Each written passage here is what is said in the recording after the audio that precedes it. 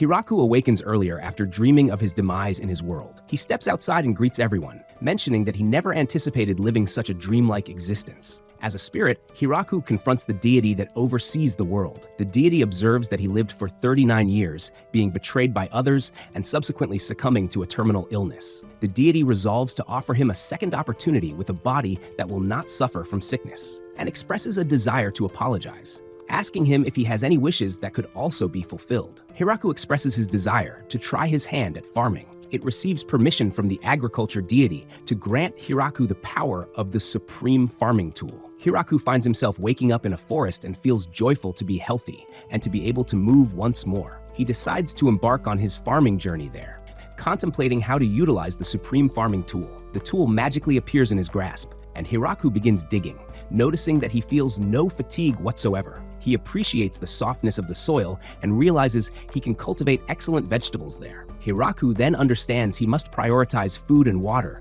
and sets off to explore. He spots a large tree and decides to make it a point of reference and use it as a camp. He searches for a river but cannot locate any source of water. Hiraku then opts to dig in hopes of finding underground water. He summons his tool, which transforms into a shovel, and shortly after starting to dig, he discovers water. While preparing the area around the tree, Hiraku seeks food but finds nothing. Hiraku then notices a smaller tree that will eventually obstruct him and opts to fell it now. He summons his tool as an axe and narrowly avoids being crushed by the tree as he manages to cut it down with a single blow. He changes his tool into a hatchet and then slices the tree into smaller pieces. Before he realizes it, dusk is approaching, and he turns his tool into a magnifying glass. But the sun sets. With no method to ignite a fire, he carves a hollow into the large tree and conceals himself inside. Hiraku fashions some plates and cups. He realizes the moon gives sufficient light for him to see, but then observes that there are two moons, and surmises he must be in another world. In the morning, Hiraku keeps clearing the area around the large tree and cuts down additional trees. He feels it's time to find something to eat, and at that moment a huge monster rabbit attacks him, which Hiraku manages to kill with a single swing of his tool. After consuming it, he decides to construct a toilet and digs a sizable hole with an entrance and uses a tree trunk as a seat. Because he couldn't relax, he ends up building a small cabin around the toilet seat. Hiraku then begins cultivating the land and envisions what he could grow. Once he finishes, he realizes he doesn't have any seeds to plant anything. The next morning, he is astonished to notice that some plants have already begun to sprout, and he wonders if it is because of the tool. He resolves to build a wall and a ditch around the fields to protect them from the rabbits and other creatures. It takes him several days to finish. The plants grow more quickly, and Hiraku hopes that they are something edible and not just decorative flowers. Hiraku then constructs a hut, but since he struggles to lift the wood up, he digs inside of it to allow himself more vertical space. One day, he spots two dogs outside. As they appear a little rough and non-aggressive, he invites them in and offers them some meat from a boar he has just slain. He observes that one of them is pregnant, and after they have eaten, she begins experiencing birth pains. Hiraku realizes she is about to give birth and contemplates what actions to take. He ultimately decides to let them stay in his house while he retreats back to the tree hole for the night. In the morning, he checks on the dogs and notices that the female has given birth to 4 puppies. He provides them with more meat to celebrate this occasion. Hiraku thought the dogs would leave afterward, but they choose to stay. As they enjoy the hut, Hiraku decides to build himself a new home. Hiraku eventually grows some tomatoes and takes pleasure in them. The dogs go hunting and safeguard the premises for Hiraku. Hiraku wishes to construct a storehouse, cultivate more vegetables, and many other things. God chooses to check on Hiraku to see how he is doing, since he feels guilty for giving him a life suited for a sinner. During his observation, he discovers that he placed Hiraku in a perilous forest known as the Forest of Death, and recognizes that he has made another error. Hiraku realizes that while he is preparing the soil for farming, if he desires to plant a particular crop, that crop magically begins to grow. Hiraku is content with his life and acknowledges that it is thanks to the gods who granted it to him. He creates some statues of the 2 gods to express his gratitude. Hiraku decides to experiment with planting some fruits. As they grow, he enjoys playing with the dogs, recognizing that he would feel much lonelier without them. Since the dogs also assist him in navigating back to his camp, Hiraku is able to venture further into the forest and ultimately discovers a river. He plans to create a tunnel to bring water to his site, and first decides to construct a toilet near the river. Hiraku figures out that if he transforms his tool into a wheelbarrow, he can maneuver with it without tiring. He also expands his crop fields by adding more vegetables. He cultivates soybeans and wishes to consume them, but he lacks salt. As time goes by, the weather begins to turn cold. Observing snow on the mountains, Hiraku ponders how frigid it gets here. He resolves to start getting ready for winter by gathering food and firewood. A giant spider appears. However, it is friendly and makes a handkerchief for Hiraku. The spider then chooses to inhabit the large tree and enjoys eating potatoes. In return, the spider crafts him clothing using the animal pelts that Hiraku provides. With the addition of cloth, Hiraku feels more civilized, as he now possesses a comfortable bed, curtains, and clothes. Hiraku decides to name the spider Zabuton. The winter begins. Zabuton no longer descends from the tree, and Hiraku suspects he is hibernating. Hiraku experiences a sense of loneliness, but eventually summer arrives. The small dogs have grown up, and one day they depart, but they quickly come back along with companions. Shortly after, Zabuton appears as well and brings children with him. With more mouths to feed now, Hiraku opts to enlarge his crops once again. Zabuton sounds the alarm, and Kuro guides Hiraku into the forest. Kuro leads him to a little girl who is unclothed and caught in spider webs. The dogs and spiders are cautious of her, but when she calls for help, Hiraku chooses to assist her. As he approaches, she leaps and bites his neck, subsequently transforming into a young woman. Hiraku questions whether she is a monster. The dogs then assault her, and as they strike her, she reverts to a small girl once more. Hiraku ponders whether she is their adversary since she drank his blood, but the girl clarifies she isn't and needed to do that to regain her strength. As she expended too much energy, she cannot sustain her adult form or clothing. Hiraku wonders why the dogs attacked them, and she states she wished to take one of them. Feeling sorry for her, Hiraku permits her to take more of his blood so that she can recuperate. Hiraku brings her to his home. The girl is astonished to find a crop field within the forest, particularly with so many new crops. Hiraku offers her a tomato, which she enjoys and expresses interest in trying additional crops as well. The girl shares that her name is Rurushi, a vampire, and is thrilled to sample a variety of new vegetables. Ru explains that she is working on medical research and escaped after getting into a conflict with some nobles who attempted to seize her research. Since they continued to pursue her and she learned about this forest, she chose to hide here temporarily until things settled down, while also hoping to discover new plants to study. She is amazed that Hiraku is residing in such a perilous forest and has even tamed the creatures.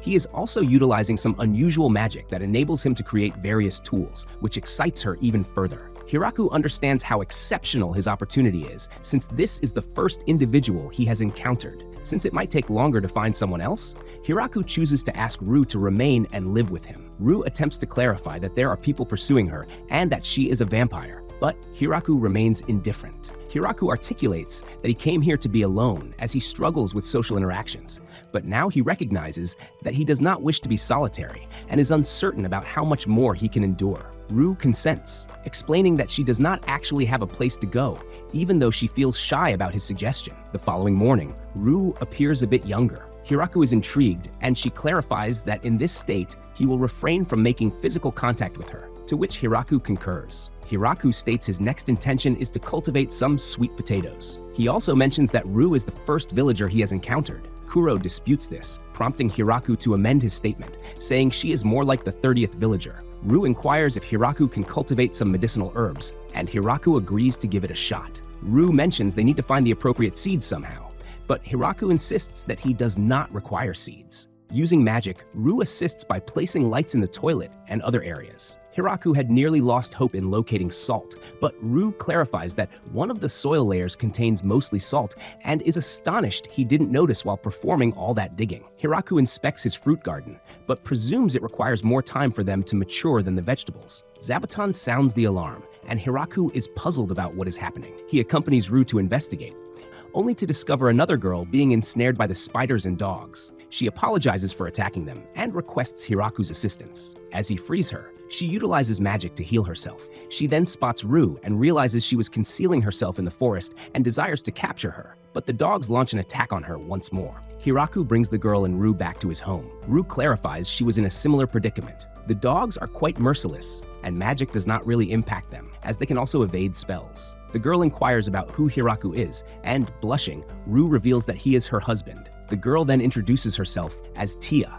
an angel. Hiraku speculates that she serves God, but Ru explains that angels are a race of warriors who possess more muscle than intelligence. Hiraku questions why Tia is pursuing Ru, and Tia explains that Ru has a bounty due to the destruction she caused in the town. Ru is perpetually researching odd medicines and concoctions, and whenever something irritates her, she starts exploding things. Ru states that this occurrence only happened once because the nobles were excessively demanding and needed to learn a lesson, and it was an accident, finally admitting she went a bit overboard. She also mentions that Tia is somewhat stronger than her, which is the reason she fled into the forest. Tia is astonished that Ru is acknowledging her vulnerabilities, and Ru explains it's because she understands how weak she is after confronting the dogs. Ru invites Tia to live with them, believing she will enjoy it. Tia consents, and Ru takes her on a tour to showcase the crops. They spend the day gathering some vegetables, and Hiraku offers Tia some to taste, which she ultimately enjoys. After several days, Tia inquires with Hiraku about the possibility of growing additional strawberries. Hiraku clarifies that they can, but even with an expansion, they will struggle to keep up with the harvesting of everything. Tia acknowledges that they could indeed benefit from extra assistance. Hiraku further observes that even if they successfully harvest everything, they might not be able to consume it all. Hiraku notices that the dog family has expanded significantly. Soon, they will mature and seek out partners for themselves. Ru realizes this means their numbers will increase even further, prompting Hiraku to recognize that the hut he built for them won't suffice in size. Hiraku consequently resolves to construct a dog area adjacent to the orchard. Hiraku still has not named the new pups, as there are too many, making it difficult for him to come up with names. Hiraku then observes Zabuton's children departing, although some choose to remain. Tia informs Hiraku that she will be away for some time and takes flight. A few days later, Tia comes back accompanied by a group of high elf girls. They arrived at Tia's suggestion and expressed their desire to reside here. Tia mentions they have a sorrowful backstory. They formerly lived in a northern village, but most of their kin were annihilated when they became involved in the humans' war. Their race has been dispersed, and they have been traversing the land in search of a new home ever since. Ru also proposes they take the girls, having heard that high elves are a gifted race. She speculates they are still quite young, to which Leah confirms that she is the oldest at just over 400 years, while Lise is the youngest at just over 300 years old. Tia and Ru advocate strongly, and Hiraku consents, provided that they can coexist peacefully with the other inhabitants. Leah inquires about who the roommates are, and Ru introduces Zabuton and the dogs, leading the girls to faint. As the elves desired to reside together, Hiraku made the decision to construct one large house for them. The elves possess greater knowledge regarding construction, and Hiraku chooses to adhere to their instructions while they build the house, primarily digging and supplying lumber to them. After a span of 10 days, the house is finished. It is quite spacious, and both Ru and Tia express their admiration. Hiraku feels envious and contemplates rebuilding his hut. The elves' house features a large living room where they can all convene and dine. On either side of the living room, there are storage rooms. The second floor consists of individual rooms for them. Hiraku is taken aback to discover that the elves also consume meat and utilize fire. His perception of elves has been that they awaken with the sunrise and retire to sleep when the sun sets. They are in harmony with nature, cherish trees, primarily eat berries, and refrain from wearing any metal. Lie advises Hiraku not to undervalue the forest, as attempting to live that way would lead to swift demise. Lie clarifies that they intend to engage in some mining and blacksmithing activities. Hiraku is astonished, as in his perspective, that was the domain of dwarves. Shortly thereafter, they assemble a furnace and begin manufacturing items. With a metal pan in hand, Hiraku feels a surge of excitement, sensing that his civilization is progressing, and speculates that the elves may be capable of anything. Lie points out that there are certain things they cannot accomplish, such as settling down and reproducing. Hiraku remarks that they have already accomplished one of those things, but chooses to remain silent about the second, given their expressions and smiles directed at him. The elves had noticed a wheat field, and Hiraku explains that they have harvested it and converted it into flour. Lee then inquires whether they can make some bread, revealing that they possess a jar with yeast, and Hiraku readily agrees. While relishing the bread, Hiraku contemplates the need to expand the wheat field. However, at that moment, he realizes something and asks Ru if this land belongs to anyone. Ru clarifies that no one owns the forest, although it is technically under the dominion of the Demon Lord. Upon hearing that, Hiraku begins to feel anxious and wonders if the Demon Lord will oppose it, but Ru reassures him that, since he constructed this himself, the land rightfully belongs to him. Tia, Ru, and Leah are astonished by Hiraku, as he has not only tamed the Inferno Wolves, but also a demon spider. The crops are remarkable as well, and Leah muses whether the soil here is truly that rich for them to thrive so well. However, it is surprising how he is unaware of the world surrounding him. He had an incorrect notion of what elves were and did not know anything about angels, leading the girls to conclude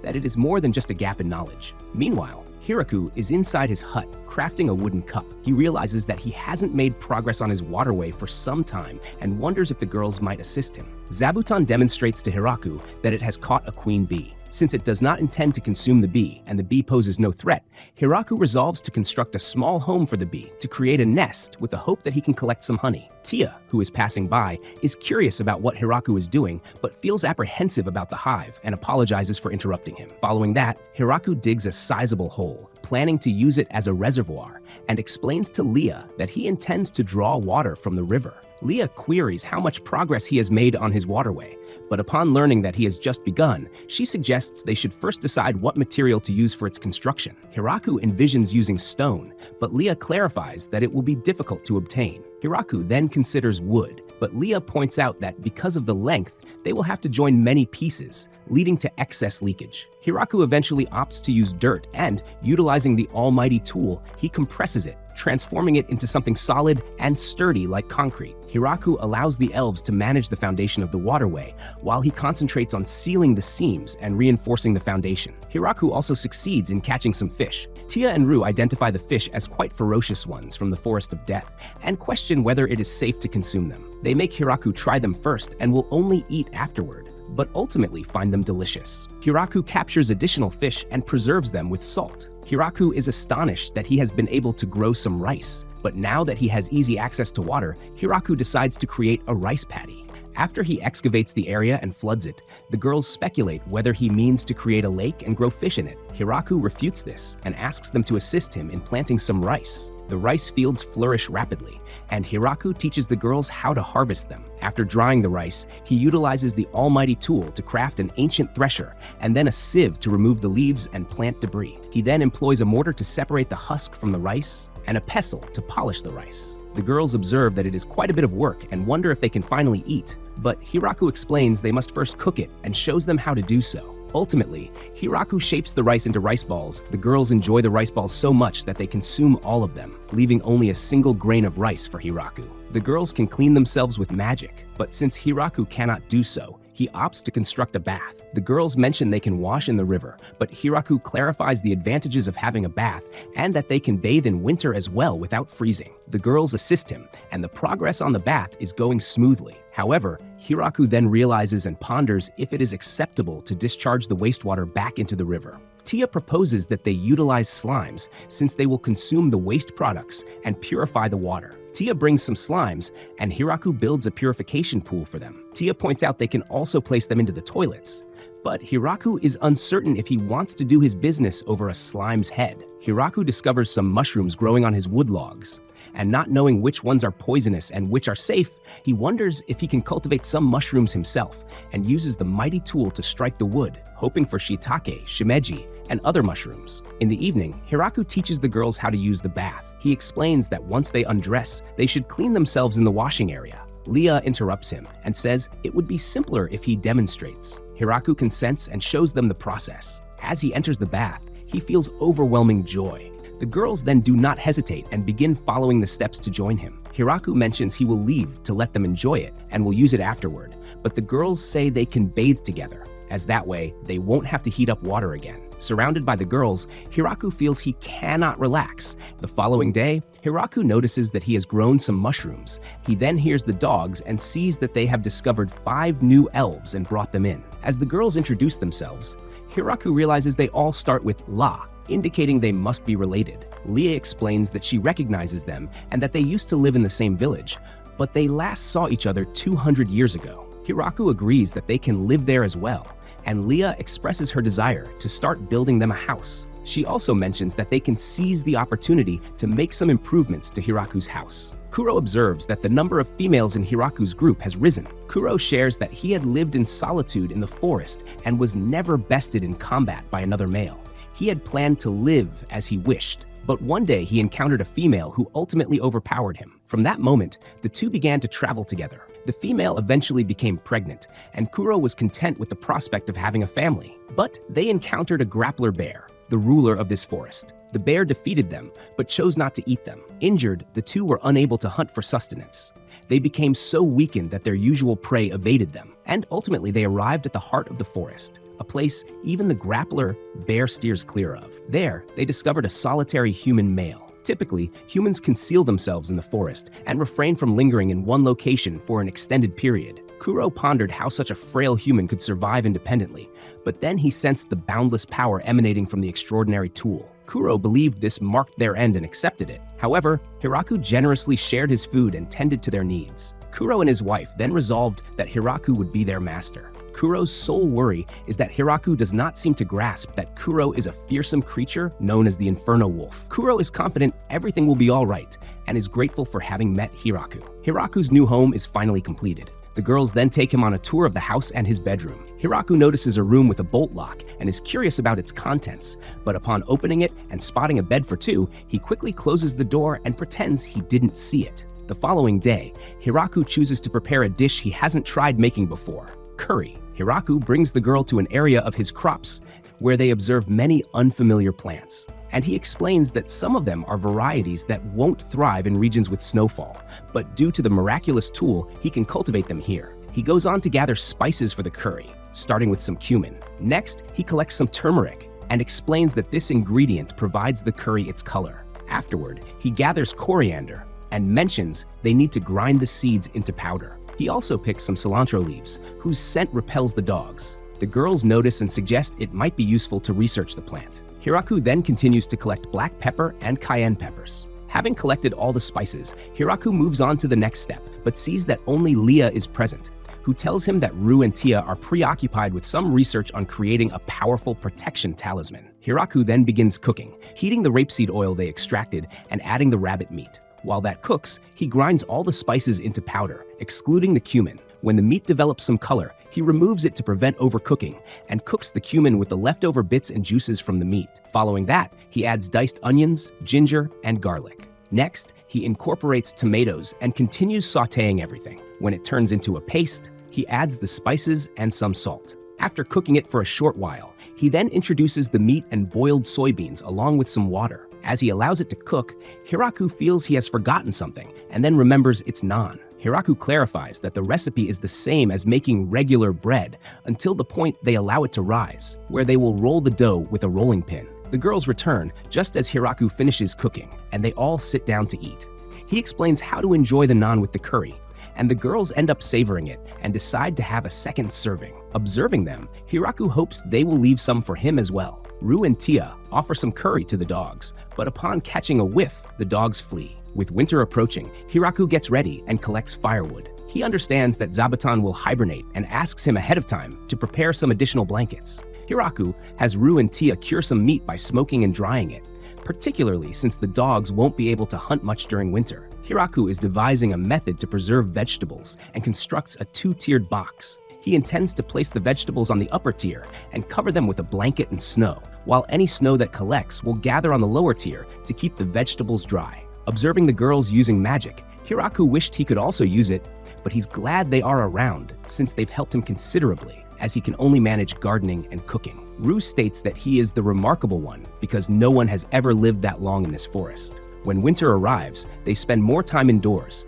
and Hiraku decides to create some board games like Reversi, chess, and a mahjong set. He explains the Reversi game, noting that it concludes when the board is full, with the winner being the one who has more pieces of his color. Ru finds the game rules straightforward and questions if it will be enjoyable, but Tia asserts that it allows for intricate strategies. Hiraku praises Tia for her insight, which irritates Ru, leading her to challenge Tia. As they play, Tia is definitely winning, but Ru overturns the board, pretending it was an accident. Ru suggests they restart since they don't recall where the pieces were, but Tia uses magic and restores the board to its original state. Ru flips it again, but Tia magically restores it once more. Hiraku checks on the other girls and notices Kuro advising where to move a piece. He then sees other dogs playing chess and is astonished that they not only grasp the rules, but also play the game. A sense of ominous energy emanates from them, and he concludes that he should never challenge the dogs to a match. Ru then approaches and decides to play with the dogs, confident that she cannot lose,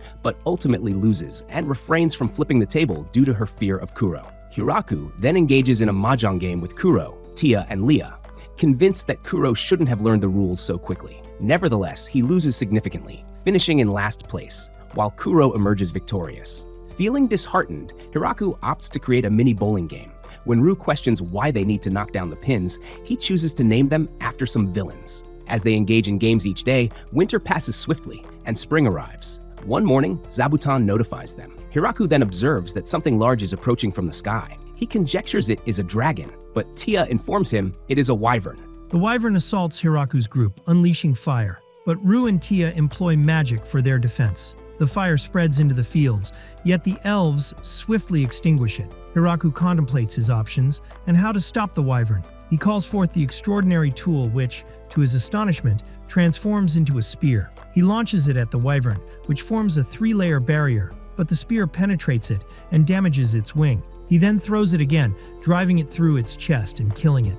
Hiraku ponders whether it is common to encounter wyverns, but Rue clarifies that they are uncommon creatures. Hiraku then speculates if someone might have sent it, but Tia explains that even if that were true, the individual wouldn't have sent it alone, since it is a valuable creature. Hiraku then concludes it was merely a fortunate encounter. He then questions whether they can consume it, and the girls inform him it is considered to be delicacy meat. Hiraku prepares 3 dishes using the wyvern meat, and all the girls ultimately enjoy it. Rue inquires if Tia could have obstructed Hiraku's spear, but Tia observes that, since the wyvern was unable to stop it, she wouldn't have been capable of stopping it either. Rue surmises it was luck that they initially encountered the dogs instead of Hiraku. In the demonic kingdom of Galgardo, at the Demon Lord's castle, the great generals receive news that a wyvern has been defeated. Randon cannot believe it, as when one approaches their territory, they must mobilize their entire military force. Beazle reports that the wyvern was attacked from the ground and killed in 2 strikes.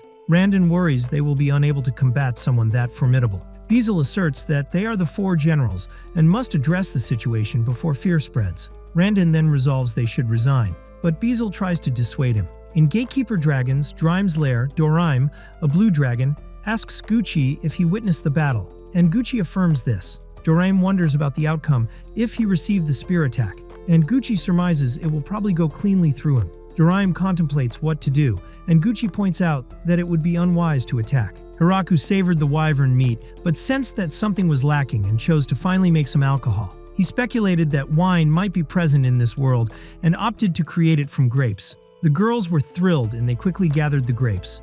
Hiraku then established a location where he placed the grapes and instructed the girls to stomp on them. The girls felt a bit awkward initially, but figured it might be easier if they had some sort of rhythm. The elves then proposed a song from their village and began to sing. They filled several barrels, and Hiraku decided to allow the yeast on the grape's skin to ferment it for their benefit. Hiraku contemplated whether they had made too much, but upon hearing that the girls would consume it swiftly, he questioned if he had made too little. Meanwhile, the god watched Hiraku and pondered if this was sufficient for him to forgive him, but the goddess of agriculture informed him it wasn't, as he punished an innocent soul, and while attempting to rescue it, ended up sending him to the forest of death. The goddess was incredulous that he had also given him a replica of the Holy Lance Grime. The god clarified that he was merely using it as a farming implement and that he had received permission. However, the goddess pointed out that he hadn't informed her he was giving it to a human, which should drain their life force and kill them instantly. The god asserted he would be fine, as he provided him with an extremely healthy body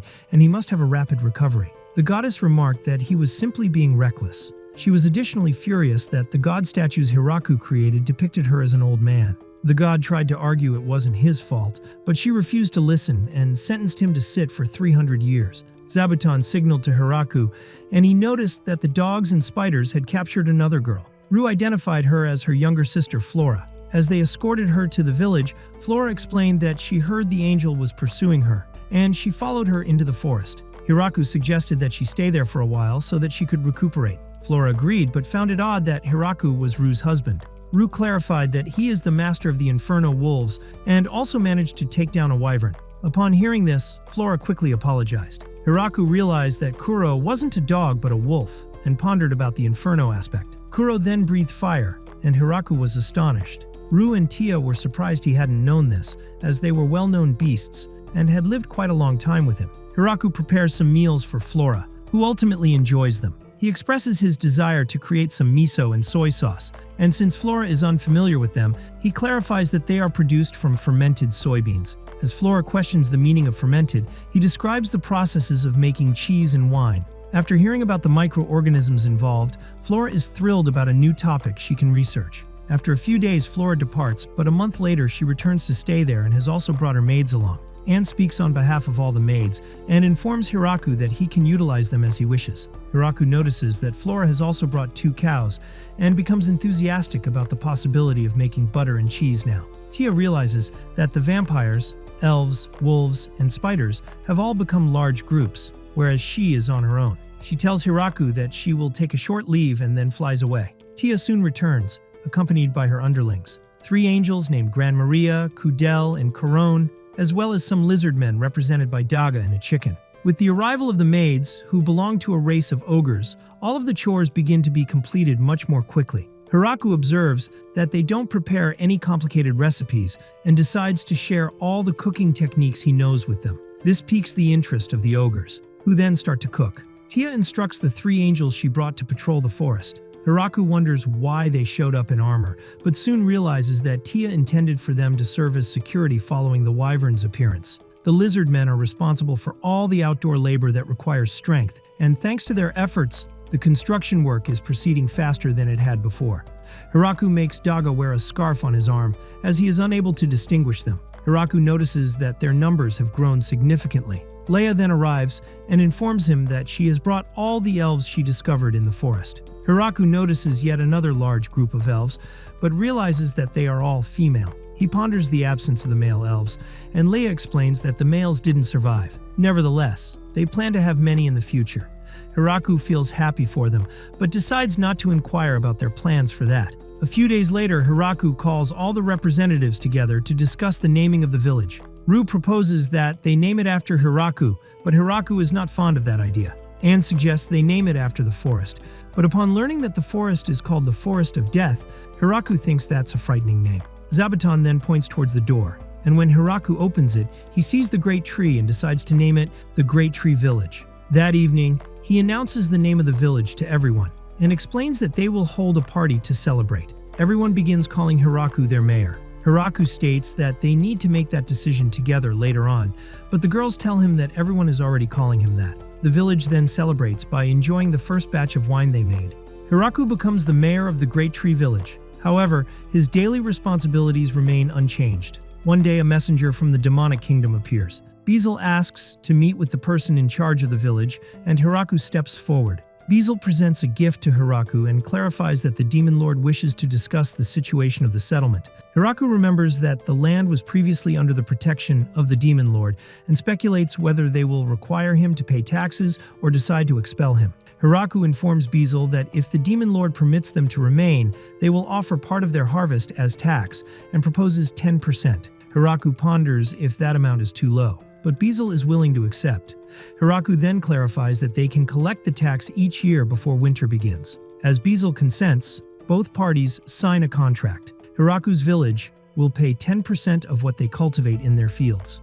However, this does not include milk, eggs, honey, or alcohol that they produce. If they show interest in the goods they create, they can engage in trade. Hiraku felt he was a bit too assertive during the negotiations, and also presented them with a gift. After Beezle departs, the girls tell Hiraku that he performed well, but typically the tax is around 50% to 60%. Additionally, having them come to collect it is a wise strategy as it compels them to officially acknowledge their residency. It is also very advantageous that they have the Demon Lord's protection. Rue is thrilled about the gift Beezle provided them, an extraordinary medicine that can be consumed or applied directly to a wound. Beezle reports back to the other 4 generals, who are taken aback that the village is yielding to them despite their capability to conquer a wyvern. Randon speculates whether they have a hidden agenda, and Beezle shares the same concern, explaining that he had no option but to accept their terms since the vampire princess and the Angel of Annihilation were present. They were also accompanied by an army of high elves and a pack of inferno wolves, along with a trio of deadly angels. Beezle had to agree to their terms, otherwise they would have become enemies of the demonic kingdom. Gratz notices that they received a gift from the village and decides to open it in case it poses a threat. He sees that it consists of fruits resembling apples, but with a more appealing shape and color. Beezle observes that the fabric containing the apples is made by a great demon spider. Gratz is astonished to learn this because a great demon spider once fought one of the previous demon lords to a standstill. Doraime, the genuine ruler of the dragons, also pays a visit to the village. Gucci presents them with a gift and clarifies that Doraime's lair is situated to the south of their location. Although the distance is considerable, they are somewhat like neighbors and came to pay their respects. Hiraku is taken aback by how Doraime continually bows, and he mentions that he would invite them inside, but Doraime is overly large. Gucci then requests Doraime to assume a smaller form, and Doraime transforms into a human. After partaking in food and drink, Doraime ends up enjoying the alcohol and expresses a desire to remain and reside there, but Gucci informs him that he must protect his own territory, and that he would become a disturbance to the villagers if he stayed too long. Following the two visits, Hiraku begins to contemplate a better way to welcome visitors, and resolves to construct a guest house. He suggests a house suitable for 4 individuals, but the girls propose that it should be larger since visitors typically arrive in large groups, necessitating a space for 30 people. They commence work on the guest house. Hiraku then starts to ponder a more appropriate way to greet guests. Currently, the angels capture and bring any visitors to the entrance of the village. Moreover, when Zabuton raises the alarm, everyone grabs their weapons and prepares for combat. Hiraku devises a new signal for visitors and provides a bell for Zabuton to ring. Hiraku wishes for himself, Ru, and Tia to greet the guests, but this idea is dismissed, and he is compelled to include some elves, oni maids, and lizardmen. Before long, Garf and a few beastmen from the Howling Village arrive as guests and express their intent to establish a connection with Hiraku's village. Ru decides to take charge and inquires if that is everyone. Upon Garf's confirmation, Ru explains that they will perceive anyone else as an enemy. The Inferno Wolves then usher in additional members from Garf's group, for which he apologizes. She advises them to behave and afterward invites them into the village. Once they are settled into the guest house, they are locked inside. Tia points out that every guest they have hosted has brought a gift. Although she is still uncertain of their intentions, they are not adhering to the customary visitor protocols, so they will not receive the standard visitor treatment. The girls oppose providing luxurious food or alcohol to the visitors, but Hiraku successfully persuades them to offer some alcohol. While the beastmen consume food and drink, Hiraku inquires about how they discovered his village. Garf clarifies that they received information from the Demon Lord's subordinates. In the Howling Village, they sustain themselves through hunting or mining, and they have been engaging in trade with other human villages. However, due to recent issues in the human villages, the trade with them became unstable, prompting them to seek new trading partners. Tia questions why some of them chose to stay hidden, and one of them explains that if anything were to happen to the others, they would return and inform their village. The following day, Garf articulates that they wish to trade and establish an open market. However, as it is challenging for them to bring goods to this village, he would prefer if Hiraku could come to their village, as he believes Hiraku can navigate the forest with ease. Hiraku then suggests that he could use the wolves to haul a cart filled with goods and visit their village. For their inaugural trade, Garf presents items crafted from the ores they mined, such as silverware, glassworks, and metalworks, and requests food in exchange. Upon seeing the items, Hiraku consents and provides the food they have available for trade. As they prepare to depart, Garf discloses that he was unaware that people bring gifts when visiting since their village lacks such a custom, but he promises to bring a gift next time, although he notes that they are poor and it won't be anything extravagant. Hiraku reassures him that the worth is unimportant, but the intention behind it is what matters. Some time elapses, and Hiraku concludes that it is time to engage in trade with the Howling Village. However, the girls do not permit him to leave and agree that Tia will accompany some lizardmen. Typically, the journey to the village would require 10 days, but Doraime consents to expedite their travel in exchange for a barrel of wine. Following his initial visit, Doraime began to frequently visit the village, consistently bringing treasures or weapons as gifts, so no one voices complaints about him. A few days later, Tia returns with a sorrowful Doraime. She clarifies that when the beastmen noticed them with the dragon, they were taken aback and initially declined to accept any of the items offered to them. However, they provided some free samples as Hiraku recommended, and the beastmen adored the products, ultimately trading everything. Doraime then gripes that they even exchanged the barrel of wine that was meant for him. Hiraku then assures him that he can enjoy more tonight at dinner, and Doraime feels cheerful once more. Tia discloses that the mayor of Howling Village inquired if some individuals from his village could relocate here. Hiraku notes that they require more laborers, so he would be pleased to welcome them. Tia then shares that there are 20 individuals interested in coming, and they are all young women. Hiraku expresses slight disappointment as the village is primarily composed of females and worries that the village might lack a future. He consents but requests that they send 2 young men as well. The contingent of female beastmen arrives, and Sina introduces herself. She expresses her gratitude for their acceptance and explains that they are ready to be utilized in whatever manner he deems appropriate, yet requests that he does not forsake them. Hiraku encourages them to take their time and acclimate to the area, after which they can express their preferences for the type of housing they desire. He also reassures them not to be concerned about being expelled. Hiraku ponders about the young men he requested, and Sena reveals that they brought 3 young men, as he had asked. Hiraku then notices that they are 3 young boys. Hiraku is taken aback but then realizes that in 5 or 10 years they may contribute to the village's future. The beastmen's initial fear that they will be treated terribly turns out to be unfounded, and they quickly adjust to village life. Sena's use of magic is observed by Hiraku, who speculates that everyone but him may utilize it. Hiraku is aware that the beastmen youngsters will eventually overtake him, but she tries to reassure him and explain that they are still unable to use it, and that they may learn together. Although Hiraku picks a few apples, the earth shakes, and he hears some commotion close to the hamlet. Gran Maria swiftly informs us that a bloody viper and a grappling bear are engaged in combat in the forest's northern region. Gran Maria is asked by Hiraku to accompany him in seeing the monsters and to find out whether the bear flesh is edible. Hiraku asks Gran Maria to let him off when they arrive, but she advises them to return and strategize. When she departs, he strikes the beast and kills it with 1 blow. The killer angels then stare at the vanquished monsters and remark on how amazing Hiraku is, because they were unable to defeat such a beast with a single strike.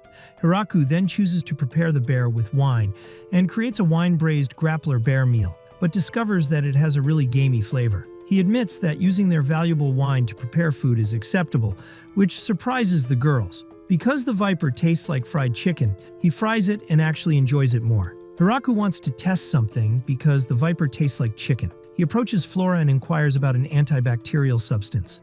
He claims that he needs something that can eradicate microbes and protect against stomach pain or sickness. Flora then gives him a potion, telling him that it will cause an explosion. She gives him a different concoction when Hiraku asks for something less potent. Flora tells Hiraku that she has made no progress with the miso manufacture, which also makes him curious. Even though she followed his instructions, she had already used a potion 3 times that caused her house to explode, and she had seen no fermentation. Hiraku advised them to give it another go. The day after that, Hiraku collects some chicken eggs. After that, he puts in vinegar and salt. Mayonnaise, which will complement the fried viper, is made by mixing it and then adding a bit of oil. Next, Hiraku begins with the miso by first cooking the soybeans that he and Flora had soaked in water. After that, he grinds them up and utilizes the all-powerful instrument to introduce koji mold. They make balls out of it, fill barrels with it, and leave for a couple months. After that, Ru phones Hiraku to let him know they have company. A small group of elderly dwarves, headed by Donovan, came to see them because they had heard that their alcohol was of excellent quality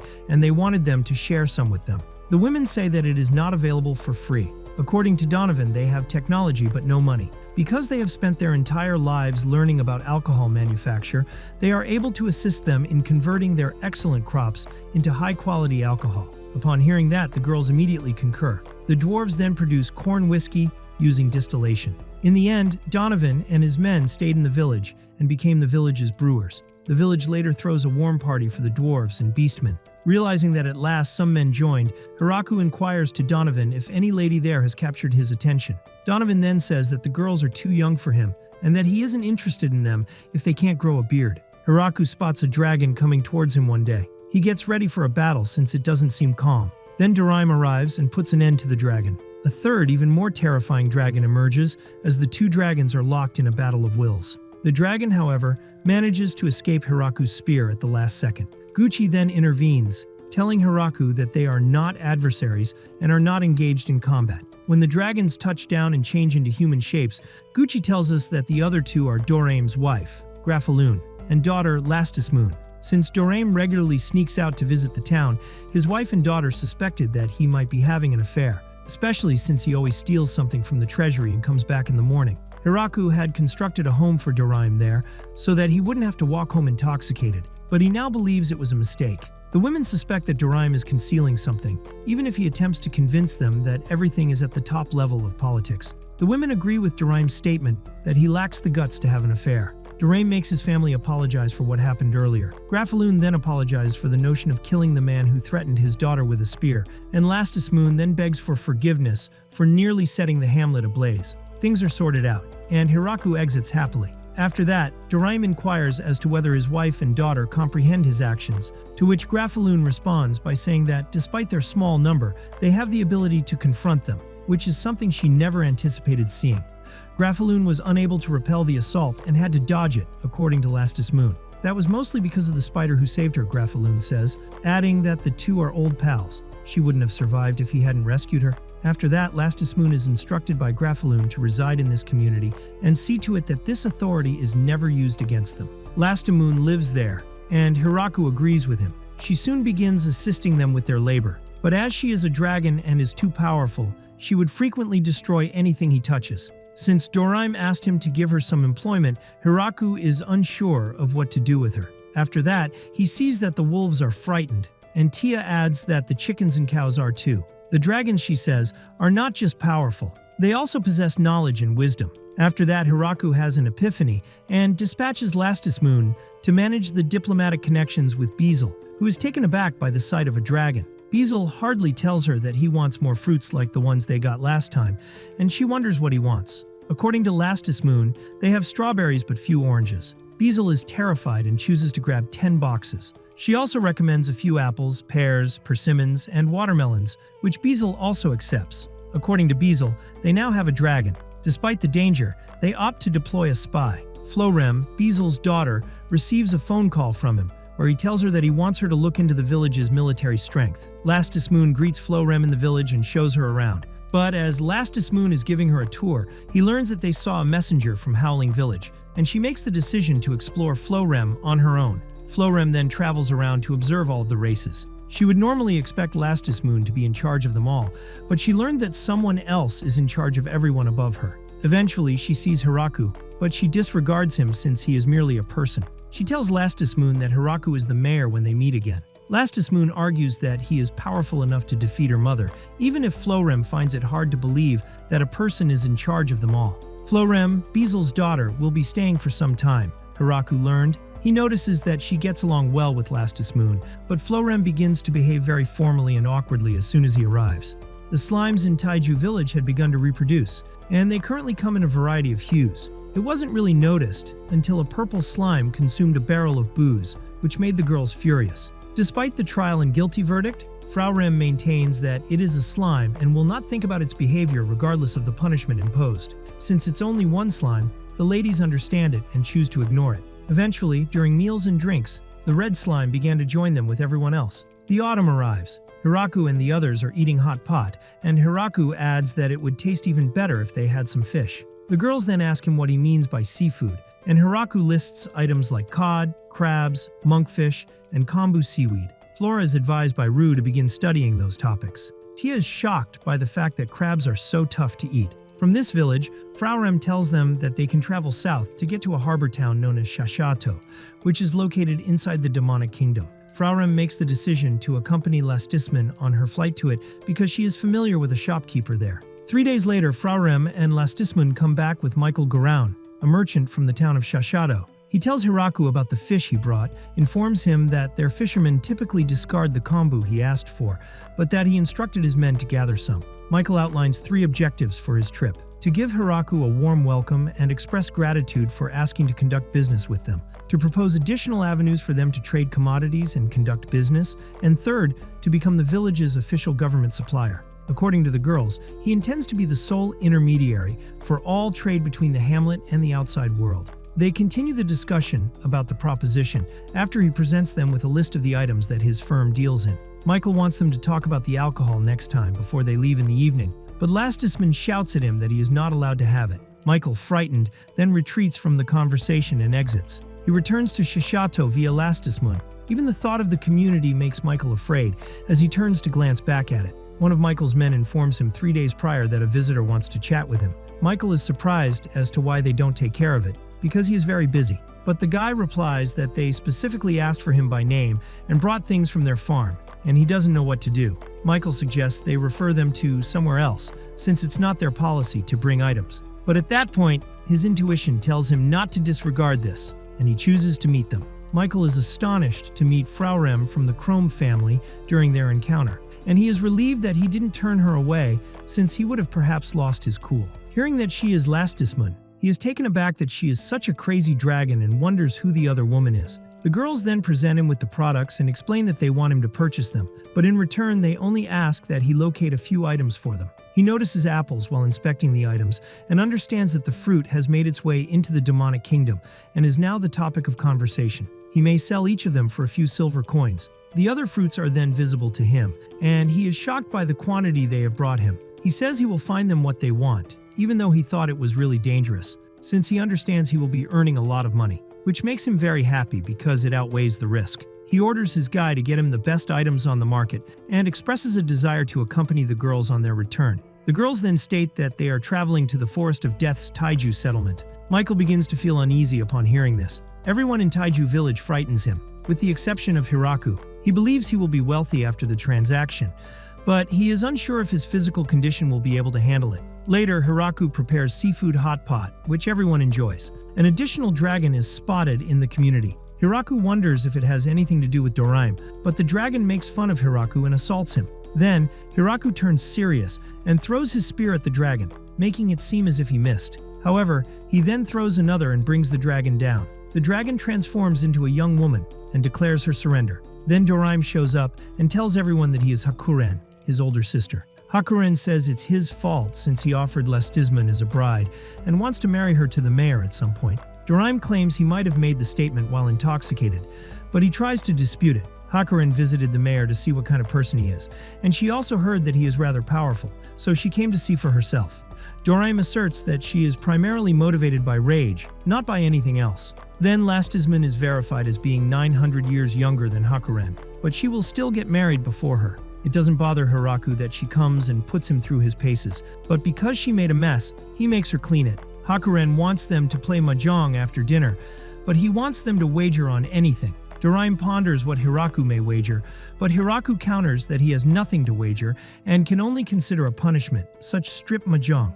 Hakuren, Doraime, and Lastismun are all fiercely competitive and dislike losing, so they agree to play as they are. They begin playing, but Hiraku soon finds himself in his last piece of apparel. He then believes he has a chance, but eventually loses and is compelled to remove his trousers. In addition to Hiraku's village, Bizel reports that Hakuren has also been spotted in Hiraku's hamlet. Glatz is now even more concerned that they have enough force to seize control of the kingdom. Gargard, the demon lord, shares that his daughter has been in a foul mood lately and hasn't said anything to him all day. Glatz then ignores the demon lord and says that they need to raise money and get their army ready, but they notice that Randan has fled once again. Hakuren is very good at any task she undertakes, but she also whines about it. She chooses to remain in the town. She ultimately taught the children math, reading, and writing, and became their instructor. One day, a group of Lamia women, led by Junea, arrive, offering gifts and pleading with Hiraku to spare their lives. The Lamia girls explain to Hiraku that the younger wolves and spiders decided to clear a dungeon they discovered in the forest, which compelled the Lamia to leave their houses. After deciding to exchange the gems they mined for some of their crops, Hiraku and the Lamia return to their native lands. If they continue to trade and the Lamia concur, Hiraku would be content. But when they arrive, Hiraku requests that they wear anything they may have while they are bare. The Lamia subsequently founded the Lamia Delivery Service and began transporting the exchange commodities for the community. The princess of the demonic kingdom, Yuri, is persuaded by three girls, Rosalind Greach, Roj Mammon Rose, and Clacase Bugal, that Hiraku's village is plotting something wicked and wants to use Frarem as a hostage. Yuri makes the decision to defend Frarem by taking the settlement. Bizel goes to Frau Rem to tell her that Princess Yuri plans to launch a military campaign. She was persuaded to do so by Clacase, Roj, and Rosalind. Their intended target is Hiraku's hamlet. Considering that Frau Rem sends the girls trio reports on their strength, she thinks they are rather dumb and questions why they would assault the hamlet. The reports were so absurd, according to Bizel, that they began to believe they were implausible. Frau Rem will be seen as a traitor if she attempts to stop them, according to Bizel, but he begs her to come up with a way to stop them. Since the assault is tomorrow, Frau Rem believes they only need to demonstrate the strength of the community without actually mobilizing it. They offer Junea's Lamia girls 10 apple boxes, and 3 Lamia face the 300 males who are approaching the hamlet, quickly causing them to submit. Consequently, Rosalind, Clacasset and Roage are brought to the settlement, and Frau Rem tells them that they want to join the community and labor for it as if their lives depended on it. They will be employed by Frau Rem, but Hiraku has the authority to get rid of them if they do anything that puts the community at risk. Then Hiraku asks about the fourth girl who is sitting on a throne, and Frau Rem says that she is only here to watch for a bit. Frau Rem informs the girls that their sin will be forgotten if they perform some real labor as Hiraku departs. Furthermore, they should conceal their identities and treat Princess Yuri the same way they would treat any other individual. Frau Rem takes them on a tour of the community. The three girls, however, are nobles and believe that they shouldn't be departing in the middle of nowhere, so they choose to flee. But they alter their minds after seeing inferno wolves and spiders when trying. The trio then begins to assist Frau Rem in his work out of fear of being thrown away, earning them the moniker the Town Hall Girls. Yuri feels bad that she had planned to wage war against the town, given how lovely and quiet it is. Yuri tells Frau Rem that she was concerned for her safety because she had heard she was being held captive by the Demon Lord, and Frau Rem asks why he didn't attempt to stop her. Since the two are childhood friends, they agree that Frau Rem will tell her everything and treat Yuri like a regular person. Yuri later helps out with the farm duties and even makes the three girls join her. Yuri and the girls must now depart. However, the group chooses to stay, citing that they have not yet repaid everyone's generosity, that there is still work to be done, and that they have more to learn about the town. The Demon Lord Gargard tells Bezel that Yuri seems more dignified and constantly occupied with something after she gets back home. Yuri appears to be developing an interest in politics and diplomacy, and his girls are growing into adulthood before his parents are aware of it, according to Bezel. Gargard believes that if she hears the word adult, it means that she must have met a man and wants to rip him to shreds. Gargard is immediately reassured when Bezel cautions him that this behavior will one day cause her to despise him. Although Hiraku's hamlet begins its pre-winter crop harvest, they discover that they have more food than expected and nowhere to put it. Lastisman proposes that they send some to her father, which Hiraku concurs with. At this point, Hakurin recommends that her parents be sent as well. Her mother lives in the south, while her father lives in the north, she tells us. After that, Tia understands that she is referring to the Emperor Dragon Dusu and the Hurricane Dragon Raimiran. Next, Lastisman delivers crops to her father's house before traveling to Shishido City to do the same.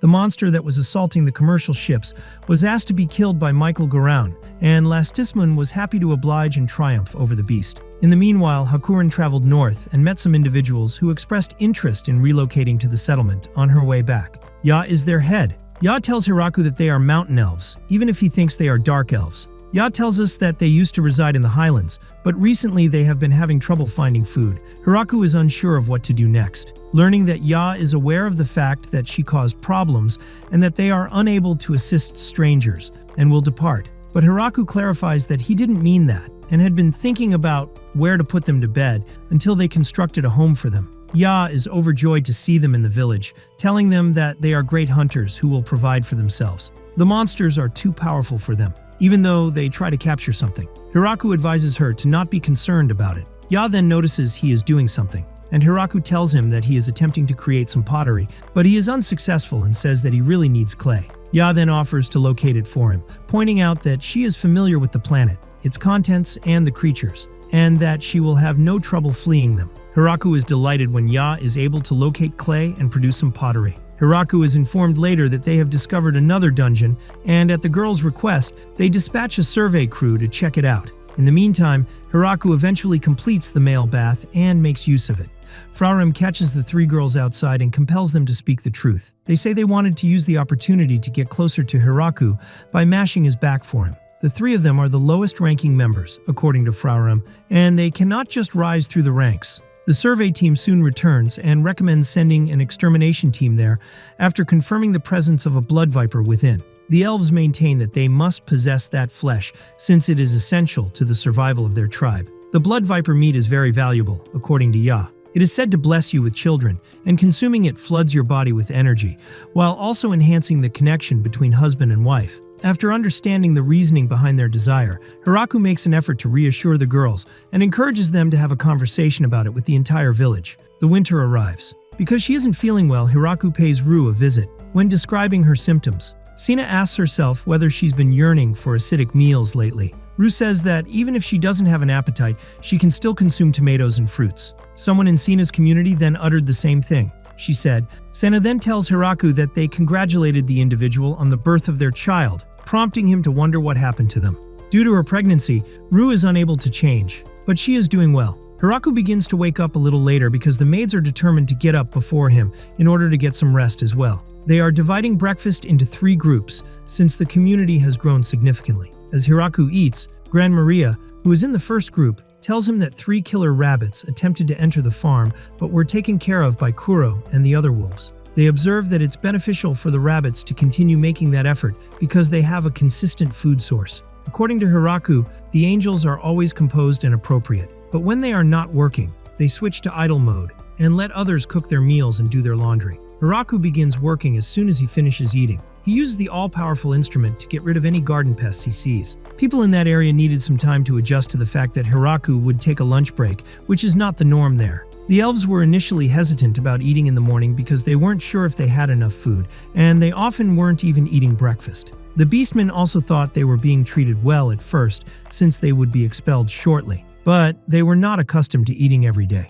Hiraku keeps working after lunch. Hiraku typically finds that having more hands makes his job easier, but when it comes to tilling new fields or planting new crops, he still does it alone with the help of the almighty tool. In an effort to add some colors to the town, Hiraku plants some flowers. In addition to working on the farm, Hiraku is grateful to God for the powerful instrument that he is using to produce a variety of items to assist the community. In addition, Hiraku occasionally participates in the military training. The maids insist on it, even though he doesn't believe the village needs it. He chooses to train a little after seeing them utilize the training as exercise to maintain their fitness. But he is not very skilled with any weapon, with the exception of the all-powerful tool. When it starts to get dark, Hiraku's workday is over and he goes indoors for dinner. The maids introduce him to a novel meal, telling him that they are about 20% sure that it has a nice flavor. Hiraku advises them to only provide foods that they are at least 50% sure are delicious. But because they don't want to waste food, the maid declines. Hiraku receives a message from Yuri via Frau Rem,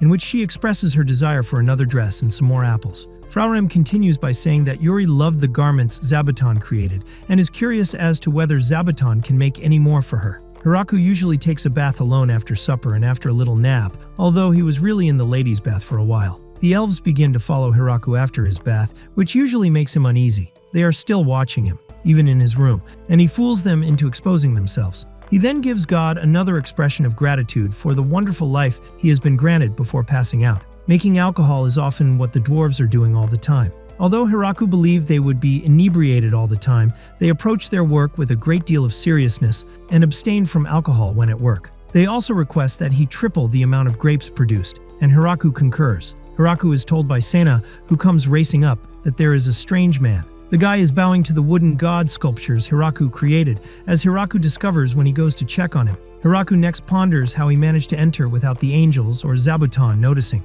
Ru knows that he is the progenitor, Vargreif, who is overjoyed to see her. Vargreif claims that he didn't believe she was expecting when he first learned about it, but that it appears to be the case. Usually they maintain their bloodline via blood packs and pregnancies are uncommon, but the government states that children are treasure and instructs her to look after it. Ru says that he can consider him to be his grandpa, but Hiraku questions who he is. The key to living a long life, according to Vargreif, is to occasionally delete his memory, with the exception of the crucial details like his name and clan. He claims to be 4,000 years old. Vargreif apologizes for arriving to the village unannounced, stating that he had only meant to browse and go, but he was drawn to the statue under the tree because it was a beautiful representation of the great creator. Vargreif tells Hiraku that he met God at birth, and God advised him to do his best despite having a somewhat odd physique. Vargreif believes that Hiraku is a vampire because of his strange physique. It must be fantastic to live to such a status, Vargreif says, because he has been attempting to recall what God looked like. Hiraku understands that he wants the statue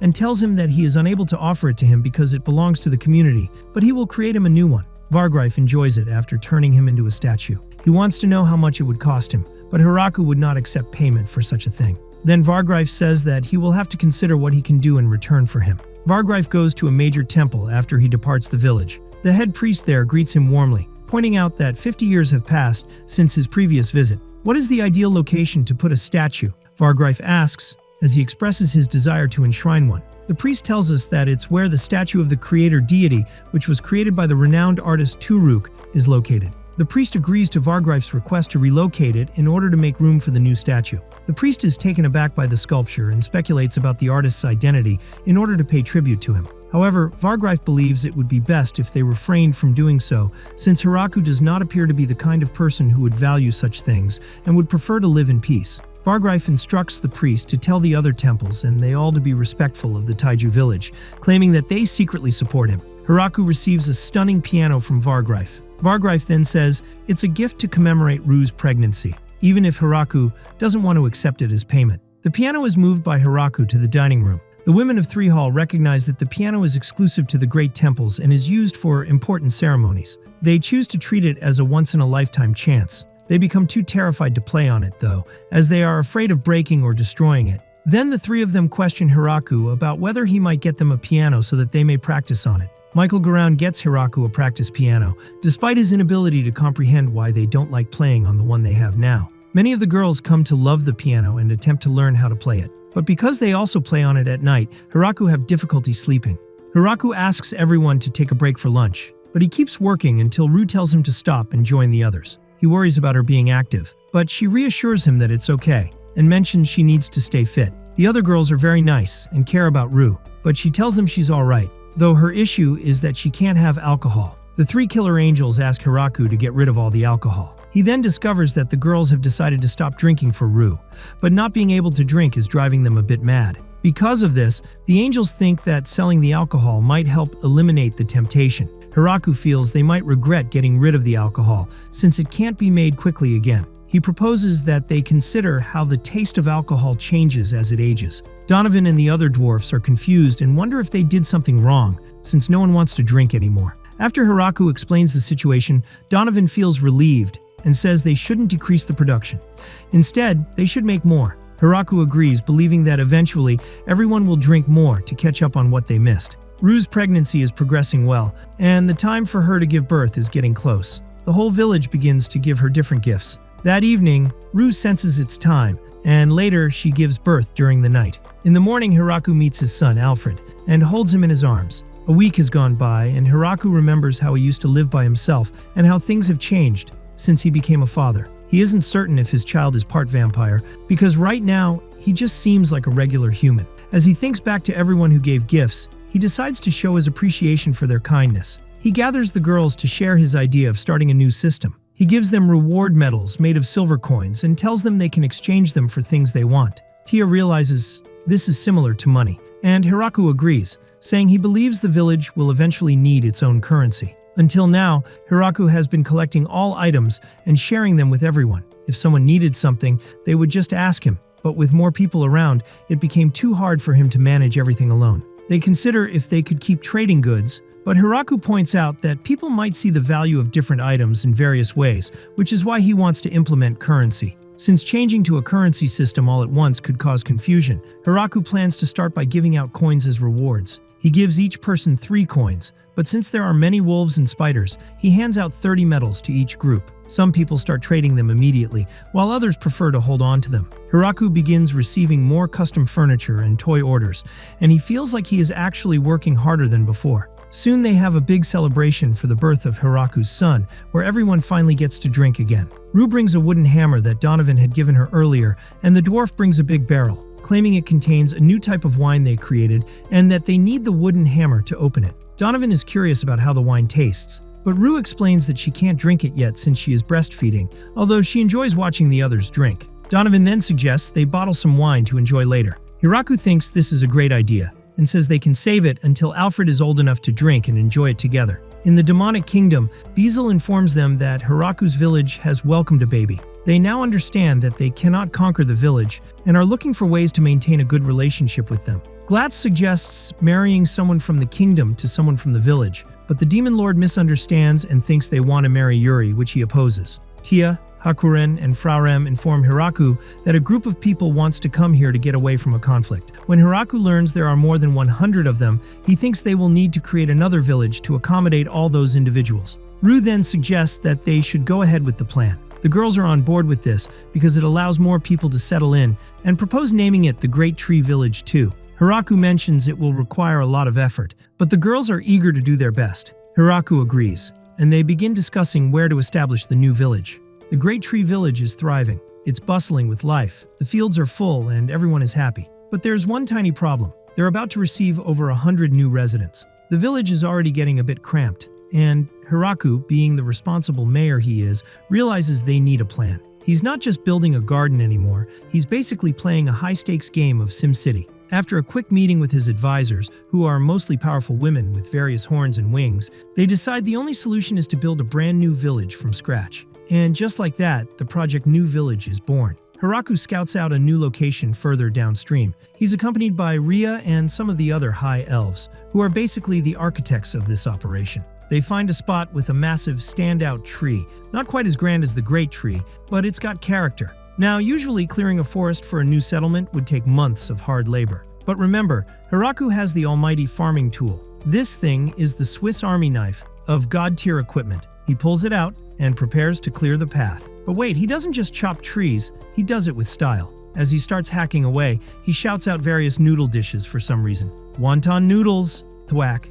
The trees stand no chance against the noodle-powered fury of his magical hoax thing. While the men are doing the heavy lifting, the rest of the village isn't exactly sitting around. We get a glimpse of the absolute chaos of logistics. Keeping track of food, supplies, and building materials for hundreds of people is a nightmare. Poor Florem and her team of clerks are buried under mountains of paperwork. Seriously, these girls are doing more math than a NASA engineer on launch day. One of them, Latiazzi, looks like she's about 10 seconds away from a total mental breakdown. Back at the new site, progress is moving at a breakneck pace. Thanks to Hiraku's OP tool and the magic-infused labor of the elves and lizardmen, they've already got roads cleared, irrigation ducts dug, and a massive reservoir built. Hiraku even takes a break to carve a wooden monument for Zabuton, the village's giant spider protector, who is low-key the MVP of the series. Just as they're finishing up the initial infrastructure, a giant dragon descends from the sky. It's Drime, the gatekeeper dragon, who occasionally acts as the village's delivery service. He's brought the first batch of new residents, the Minotaurs. Now, when you hear Minotaur, you probably think of huge, scary bullmen in a labyrinth. But this is an isekai, so they're more like tall, muscular guys with cow horns who are surprisingly polite. Their leader, Gordon, introduces himself and explains that they were kicked out of their previous home and have been wandering looking for a place to stay. Hiraku, being the ultimate softie, immediately welcomes them and orders a massive batch of rice porridge to be made.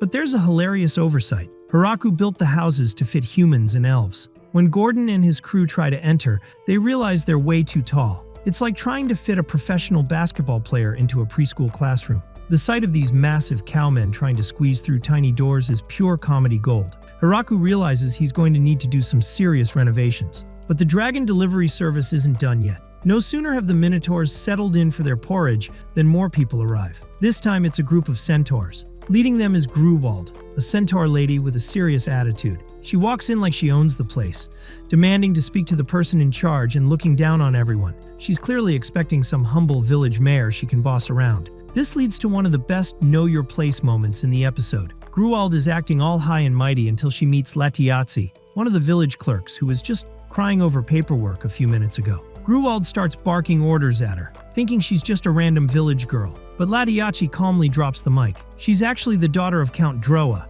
a high-ranking noble in the Demon Kingdom. The centaurs' faces go from "I'm the boss" to "oh crap, I just insulted a high-ranking official in record time." It turns out Count Chrome, one of the Demon Lord's 4 generals, is also personally involved in helping these refugees. Gruwald immediately drops to her knees, or rather her 4 legs, and starts begging for forgiveness. The power dynamic shifts so fast it'll give you whiplash. It's a classic isekai trope where the arrogant newcomer realizes the simple village is actually filled with the most powerful people in the world. Hiraku just stands there in the background, confused as usual. But guess what? The centaurs have the same problem as the Minotaurs. They're half horse, meaning they don't exactly fit into standard elven beds. They end up sharing the stables with the cows for the night, which is a bit of a downgrade for them. But hey, at least it's a roof over their heads. Just when you think the guest list is full, the Lamia, snake people, show up with yet another group. These are the Nunu Daphne, or wood spirits. They look like beautiful green-haired girls, but there's a catch. They can turn into trees. Their representative is a talking tree stump named Igu. Yes, you heard that right, a talking stump. The Nunu Daphne are pretty low maintenance. They don't need food or beds. They just need good soil and lots of sunlight. They literally stand out in the middle of the field all night, enjoying the fragrant soil that Hiraku has meticulously cultivated. It's a surreal sight, a field of beautiful girls just standing still like garden gnomes under the moonlight. By the end of the day, Hiraku is exhausted. He went from running a quiet farm to managing a diverse refugee camp for multiple species. He looks at his blueprints and realizes he needs to design even bigger,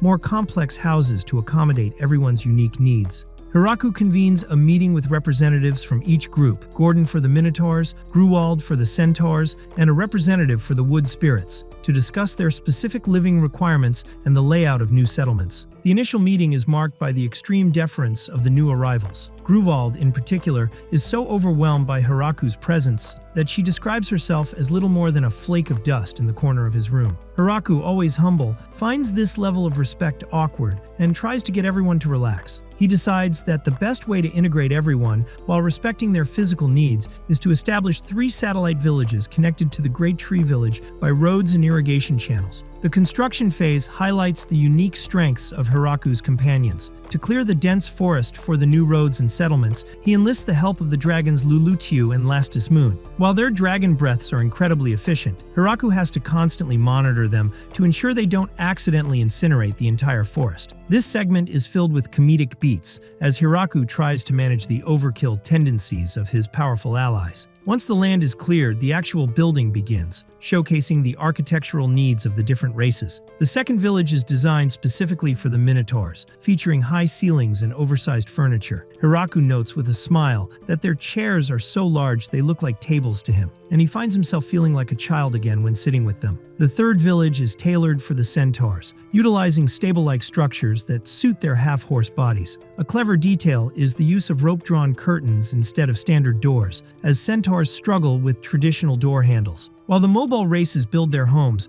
Hiraku finds a perfect role for the Nunu Daphne. Since these wood spirits prefer to remain stationary, Hiraku assigns them to important junctions as sentries and messengers. They possess a unique telepathic ability to communicate with one another across long distances, making them a perfect relay network for the growing community. Additionally, Hiraku realizes they can provide light at night, acting as living streetlights to guide travelers between the villages. With the basic infrastructure in place, Hiraku settles on a simple naming convention: Village 1, Ichinomura; Village 2, Ninomura for the Minotaurs; and Village 3, San Nomura for the Centaurs. Gordon is appointed the representative of Village 2, and Gruwald takes the lead for Village 3. As the residents settle in, new challenges arise regarding food production and security. It quickly becomes clear that neither the Minotaurs nor the Centaurs are particularly suited for hunting in the treacherous Forest of Death, which is inhabited by monsters far stronger than those in typical regions. Hiraku decides that the village's hunting needs will remain the primary responsibility of his original pack of Inferno wolves, who find the forest's monsters to be little more than easy prey. For agriculture, Hiraku wants the new villages to be self-sufficient without relying solely on his almighty farming tool. However, standard farming proves difficult in the forest's unique soil. Gordon steps up as a farming senpai, suggesting they use straw to keep the soil warm and plant wheat that can survive the winter frost. This collaborative effort emphasizes the theme of community building and shared knowledge. The episode also touches on the spiritual side of life in this new world. Hiraku carves wooden statues of the creator god and the god of agriculture as a gesture of gratitude. When the Minotaurs see the statues, they are impressed by the craftsmanship, but note that Hiraku's interpretation of the deities is quite unique compared to their own traditions. This provides a gentle reminder of the cultural differences between the various races inhabiting the forest. In terms of logistics, the Centaurs quickly find their niche by establishing the Centaur Delivery Service. Utilizing their natural speed and strength, they transport goods and messages between the villages with incredible efficiency, though their competitive nature occasionally leads to cart-flipping accidents as they try to set new route records. Amidst this progress, Hiraku has a humorous encounter involving a regular horse he received from a merchant. His attempt to learn how to ride leads to an awkward moment with Gruwald, who seems to feel a strange mix of rivalry and pride regarding her own centaur physiology compared to a common beast. Finally, Hiraku reflects on the demographics of his expanding territory. While his original village was heavily skewed toward a female population, the new races have brought a more balanced mix of men and women. However, he learns that interspecies marriage is rare due to physical differences, meaning the races will likely remain distinct communities within the broader village network, despite the underlying concerns about the future. As winter blankets the forest of beginnings, Hiraku Machio takes a well-deserved break from his rigorous farming duties to enjoy the cozy confines of his hearth. This season marks another cycle since he began his new life, and the village has changed drastically. With the addition of residents from the newly established second and third villages, including minotaurs and centaurs, the population has surged. However, Hiraku notices a strange trend. Their food supplies aren't diminishing as planned. A consultation with the village representatives reveals a poignant truth. The new residents, accustomed to harsh lives of scarcity,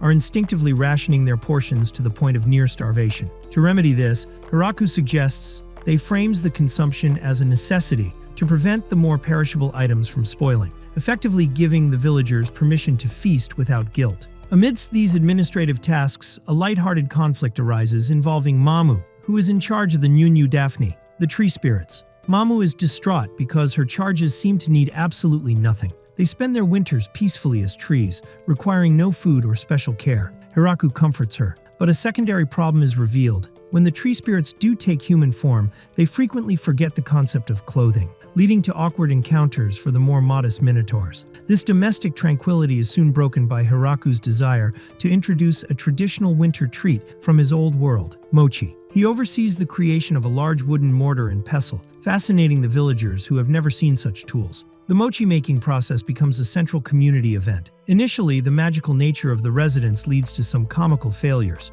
When one villager puts too much power into a strike, the rice compacts so densely it transforms into a glowing green gemstone rather than dough. Jokingly suggests using explosives to pulp the rice faster, a suggestion Hiraku quickly vetoes. Eventually, they find their rhythm, and the village enjoys a massive feast. They sample mochi with sweet soy sauce, roasted soybean powder, kinako, and a vibrant green edamame paste known as zunda. Hiraku also prepares zenzai, a warm red bean soup that is a perfect antidote to the winter chill. The celebration is bolstered by Donovan, the dwarf, who brings a fresh batch of doboroku, unfiltered rice wine, which is an instant hit among the adults. Romantic drama unexpectedly interrupts the season when Gratz Britoa, one of the four great generals of the Demon Lord's kingdom, arrives with a dramatic purpose. He falls head over heels for Ronana, a Minotaur woman from the second village, and offers a formal kneeling proposal in full armor. This sparks a cross-cultural discussion about marriage, with Ronana explaining that in her culture, the village head's permission is paramount. While Gratz is so overcome with passion that he threatens to resign his post to stay by her side, Hiraku acts as a voice of reason. He insists that Ronana's personal feelings must be the deciding factor. Ultimately, the two agree to begin a courtship through the exchange of letters, much to the relief of the Demon Lord's aide, Bezel, who feared losing a general to village life. As winter begins to wane, Hiraku's culinary nostalgia turns towards sushi. He enlists the help of the merchant Michael to source seaweed, nori. When Michael delivers a barrel of raw, wet seaweed, the villagers are skeptical, comparing it to common forest moss. Hiraku demonstrates the meticulous process of cleaning, chopping, and pressing the seaweed into thin sheets. Utilizing the magic of the resident high elves and mages to dehydrate the sheets, they successfully produce dark, crisp nori. Because the concept of raw fish is still seen as dangerous and unappealing to the villagers, Hiraku adapts the recipe into futomaki, thick rolls, and salad rolls, using cooked ingredients like eggs, vegetables, and real crab meat. The introduction of sushi is a major success. The episode concludes with the arrival of the first thaws of spring. Hiraku decides that the village needs a grand festival to celebrate their growth and the coming of the new planting season. He gathers the village leaders to brainstorm ideas, but the cultural gap remains wide. Realizing that a consensus is impossible, Hiraku implements a lottery system. He draws a slip from a box, revealing the chosen theme, a martial arts competition. While Hiraku initially worries that it might be too violent, the villagers are thrilled at the prospect of showcasing their strength, setting the stage for an intense and competitive spring season in the Forest of Beginnings. The Great Tree Village is in full bloom, and with the change in season, Hiraku, the village mayor, is busy planting a colorful array of pansies to decorate the communal areas. However, the tranquil atmosphere is frequently interrupted by the sounds of clashing steel and heavy breathing. Hiraku notices that the various residents, elves, lizardmen, and beastmen alike, are training with an almost obsessive intensity. Realizing that the village has grown significantly and the residents possess an abundance of pent-up energy, Hiraku decides to organize a grand event to channel this spirit into a celebratory festival. Thus, the first ever Great Tree Village martial arts competition is born, intended to serve both as a harvest celebration and a way to foster camaraderie among the diverse inhabitants. As the plans for the tournament take shape, Hiraku, assisted by the ever-reliable Daga and the village leaders, constructs a massive arena. The rules are divided into two distinct categories: the open tournament for general villagers and the warrior tournament for the village's elite fighters. To maintain safety during these high-stakes duels, Hiraku uses his universal farming tool to create enchanted headbands. These headbands are infused with protective magic that unravels when a participant receives a decisive blow, signaling their defeat without causing actual physical harm. Beyond the arena itself, the village is transformed into a bustling fairground with food stalls offering harvest treats and designated spectator seating for guests. The excitement reaches a fever pitch with the arrival of high-profile visitors. Yuri, who has been living in the village, brings her father, Galgardo. To Hiraku's shock, he discovers that this unassuming, doting father is actually the titular demon lord of the Galgardo kingdom. Despite his fearsome reputation, Galgardo proves to be remarkably polite, though he is clearly awestruck by the village's high standard of living. Shortly after, the Emperor Dragon Doze, Hakuren's father, makes his grand entrance. These legendary figures of the world find themselves sitting side by side, humbled by Hiraku's hospitality. The morning kicks off with the Open Division, featuring characters whose primary roles aren't necessarily combat-focused. We see Rosalind,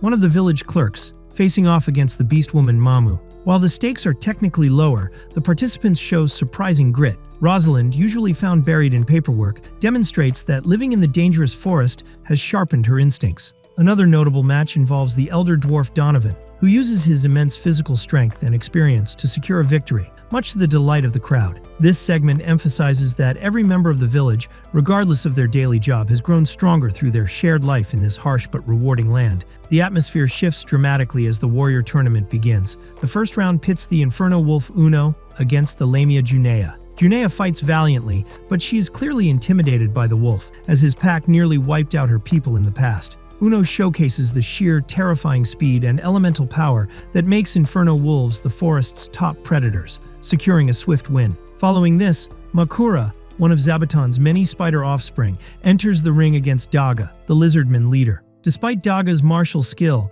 Makura's strategic use of silk and wall running allows it to outmaneuver the lizardman, trapping him in a web and earning a win that surprises even Hiraku, who begins to realize the spiders might be the village's secret power. The elite matches continue with a fierce duel between Ya, the mountain elf, and Garf, a guest warrior from Howling Village. This fight is a blur of high-speed swordplay and brute force, highlighting the world-class talent now residing in or visiting the village. Next, Leah, the high elf leader, takes on the angel Gran Maria. Because Gran Maria has the advantage of flight, the rules are momentarily adjusted. Their battle is a breathtaking spectacle of mid-air archery versus precision swordplay. Both women push themselves to their absolute limits, culminating in a spectacular exchange that leaves them both exhausted, resulting in a rare and respected draw. The competition then moves to a highly anticipated exhibition match between the village's two most prominent women, Lu, the vampire, and Tia, the angel. What begins as a friendly demonstration quickly escalates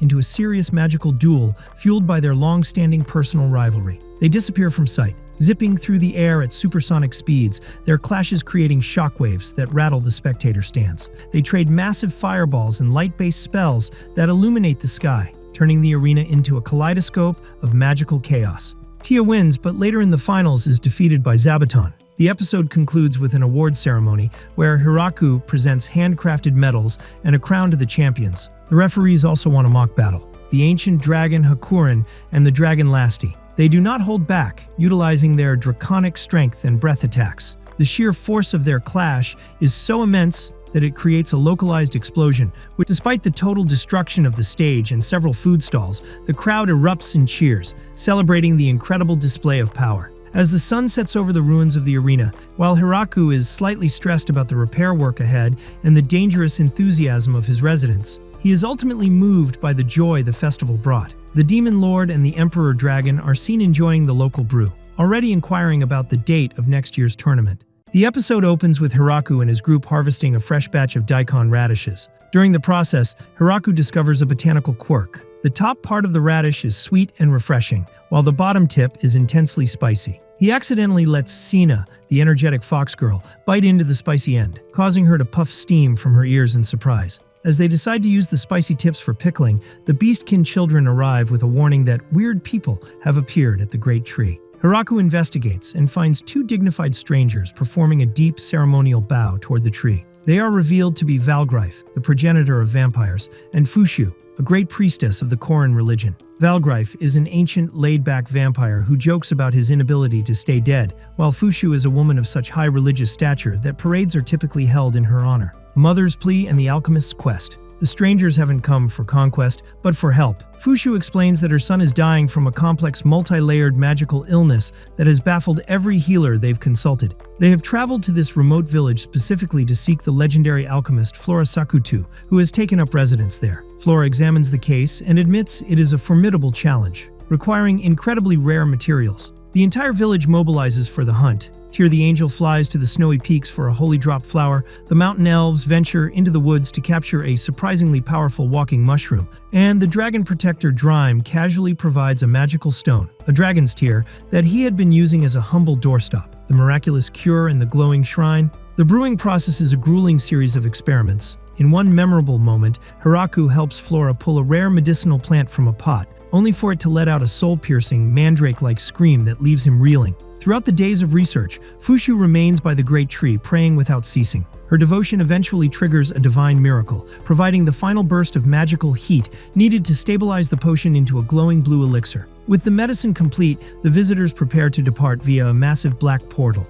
Valgrife casually suggests they will return the favor within 10 years, much to the villagers' amusement. After they leave, Hiraku notices that Fushu's prayers have left the village's small shrine statues with a permanent blinding glow so bright it keeps the local demon spiders awake at night, leading him to install doors to block the light when it isn't prayer time. The experimental nut orchard. Peace returns, and Hiraku focuses on his passion for farming in a specialized experimental area. Using the almighty farming tool, he expands his crop variety to include nuts. He first grows sesame, marveling at how the pods actually look, before moving on to larger trees yielding walnuts and almonds. He also discovers peanuts, which grow underground in a way that fascinates the local girls. The most peculiar discovery is the cashew tree, bearing bright apple-like fruits with a single nut hanging oddly from the bottom. Hiraku roasts the nuts over an open fire, creating a fragrant snack that is an instant hit. He notes that because roasted nuts keep for a long time, they will be an excellent trade commodity for the demonic kingdom. Parachutes in the wine slime pilot. Always looking for safety improvements, Hiraku decides to invent a parachute for cases where he might fall off a dragon mid-flight. He tests a prototype with Tyr, and a peculiar volunteer steps forward, the wine slime. This specific slime developed a permanent buzz after falling into a wine barrel and now hangs around the drinking parties. Tyr carries the slime high into the clouds and releases it. The slime floats down gracefully, clearly enjoying the flight. Hiraku is impressed by its bravery and designates it the village's official test pilot for future aerial experiments. The Mountain Elves and Ya's muscular ambition. The final segment focuses on the Mountain Elves and their leader, Ya. In their workshop, the elves are tasked with making standard bowls, but Ya's bigger is better philosophy leads her to create a bowl so massive it's practically a bathtub. Her assistant Hiturto explains that while the elves respect Hiraku's fair leadership, Ya has developed a massive romantic crush on him. Believing that elf lore suggests brute strength is the ultimate way to win a man's heart, Ya undergoes a grueling 100-day training regimen to lift massive boulders. A romantic misunderstanding. Ya eventually corners Hiraku in the fields and hoists an enormous mountain of a rock over her head to show off her physical prowess. Instead of being charmed, Hiraku is terrified for her safety and begs her to put the dangerous rock down immediately. Ya misinterprets his genuine concern for her well-being as a sign of deep affection, ending the day feeling like a romantic success, while Hiraku is just relieved that the boulder didn't crush his best worker. The episode opens with an atmospheric establishing shot of the Forest of Death, a place where the very environment warns intruders of their impending doom. The narration by Hiraku Machio, the village mayor, explains the unsettling silence of the woods. Birds refuse to fly here because the canopy is the hunting ground of the demon spiders, the offspring of the village's guardian, Zabaton. This introduction sets the stage for the arrival of outsiders who haven't yet learned that the Great Tree Village is the only oasis of civilization in this lethal wilderness. The quiet is broken when a patrol of Kuro's wolves and several of Zabaton's spiders corner a group of winged intruders. When Hiraku arrives at the scene, he finds a group of angels and harpies immobilized, wrapped tightly in high-quality spider silk, and looking quite humiliated. Among the captives is Kirbit, a high-ranking angel and the daughter of the angel chief, Malbit. Unlike Tia and Gran Maria, who have integrated into the village, Kirbit arrives with an air of divine superiority and extreme skepticism. She is appalled to see her fellow angels living what she perceives as a life of depravity, cooking, cleaning, and farming for a human man. In her eyes, the angels have abandoned their sacred traditions, specifically the trials of the angels, which are meant to ensure that any partner of an angel is of the highest caliber. To resolve the tension and prevent a diplomatic incident with the angel leadership, Tia suggests that Hiraku undergo these trials himself to prove that he is a worthy leader and partner. The first challenge is the trial of wealth. Kirbit, assuming Hiraku is a mere peasant in a remote forest, demands a tribute of 777 gold coins, a sum she believes is impossible for him to acquire. She expects him to grovel. Instead, Hiraku remains calm. He reaches into his storage and pulls out a massive glowing gemstone, a rare dragon stone, sometimes referred to as a philosopher's stone in various translations, that he casually unearthed while tilling the soil with his almighty farming tool. When Kirbit's jaw drops at the sight of a gem worth thousands of gold coins, Hiraku, genuinely worried he hasn't given enough, begins pulling out handfuls of other rare ores and jewels he considers rocks from the field. The sheer contrast between Kirbit's expectation of poverty and the village's actual abundance creates a comedic beat that leaves the angel auditor physically staggered. Moving to the Trial of Wisdom, Kirbit presents a traditional angel game that functions as a test of strategic foresight. It is a variation of a stone removal game, where players take turns picking up 1, 2, or 3 stones from a pile, and the person forced to take the last stone is the loser. Kirbit is immensely confident, claiming the angels have perfected the mathematics of this game over millennia. However, Hiraku immediately recognizes it as Neem, a classic mathematical game from Earth. Having played it many times in his previous life, he knows the winning strategy instantly. He plays with a relaxed, almost bored expression, while Kirbit grows increasingly frantic as she realizes that no matter how many stones she takes, she has been maneuvered into a losing position. Even when she demands a rematch with a different number of stones, Hiraku's mathematical certainty remains absolute, further bruising her pride. The third challenge is the trial of martial prowess. Rather than a destructive battle that might level the village, Tia proposes a more controlled test. Kirbit nominates Lulusi Lu, the legendary vampire princess and Hiraku's wife, as his opponent. Lu, understanding the situation perfectly, gives Hiraku a subtle, knowing wink. Instead of a clash of magic and steel, they engage in a high-stakes game of look that way, a test of reflexes and intuition. With a swift movement and a synchronized reaction, Hiraku defeats his wife. While Kirbit screams that this is a mockery of the trials, Tia and the other villagers point out that the fact that a world-renowned vampire and high-tier angels follow Hiraku's orders is a greater display of prowess than any physical duel could ever provide. The fourth challenge, the Trial of Negotiation, is intended to be the final nail in Hiraku's coffin. Kirbit tasks him with negotiating with the impossible gatekeeper dragon of the Guru Granth Mountains, a creature the angels fear as a primal force of nature. Just as Kirbit finishes her dramatic buildup about the dragon's ferocity, the dragon himself, Drime, happens to fly into the village for a casual visit. Rather than a terrifying confrontation, Drime lands gracefully and greets Hiraku with deep respect, calling him mayor and presenting him with high-quality monster meat as a gift. Drime even apologizes for dropping in unannounced, acting more like a polite neighbor than a legendary beast. Kirbit is reduced to a literal ghost-like state, her spirit visually leaving her body as she witnesses a dragon, a creature the angels treat with extreme caution, acting subservient to a man with a hoe. The final challenge is the Trial of Luck, a simple coin toss. Kirbit, now desperate and bordering on a breakdown, attempts to use wind magic to manipulate the coin in midair. However, Tia intervenes. As the coin spins, Tia simply steps forward and stomps on it, declaring Hiraku the winner. This final act of village justice forces Kirbit to concede defeat. In a quiet moment afterward, Tia explains to Hiraku that Kirbit's strictness comes from a place of insecurity. Her own mother had simplified the trials when she married, leading to years of gossip that Kirbit felt she had to erase by being twice as rigid. Seeing the genuine happiness of the angels and the incredible food they eat, Kirbit finally relaxes. She and the Harpies decide to stay in the village as guests, with the Harpies eventually forming an aerial security and messenger corps for the village. The tone shifts in the second half of the episode as a massive red dragon crash lands into the village square, causing a minor earthquake. This is Doors, the Dragon King and father of Hakuren. Unlike his usual majestic self, Doors is in a state of absolute panic, begging Hiraku to hide him from a terrifying demon. Shortly after, the demon arrives. It is Raime,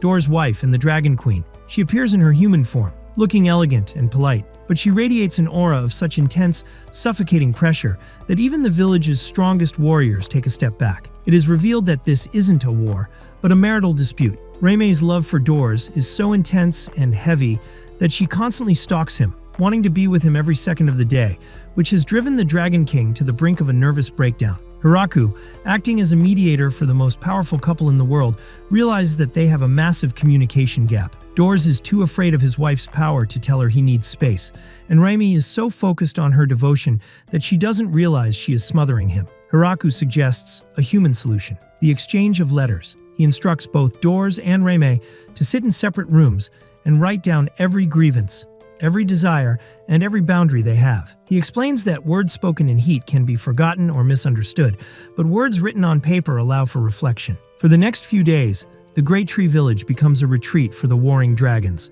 Doors produces an enormous volume of scrolls, detailing how he just wants to go fishing alone once in a while, without her watching from the clouds. Raimi, initially shocked that her love was perceived as a burden, writes her own feelings of loneliness and her desire for more verbal affection. As they exchange these letters through Hiraku, the tension begins to dissipate. They aren't just fighting anymore, they are learning about each other for the first time in centuries. As the episode concludes, Doors and Raimi prepare to leave. They are seen walking together, not in a chase, but in a tentative, mutual understanding. Raimi promises to give Doors his fishing time, and Doors promises to be more present when they are together. They thank Hiraku for his unconventional wisdom, acknowledging that despite his humble appearance, he has a better grasp of the heart than any dragon or angel. After they're off, Hakurin jokingly suggests that maybe she should start writing her own list of demands for the mayor, causing Hiraku to laugh nervously.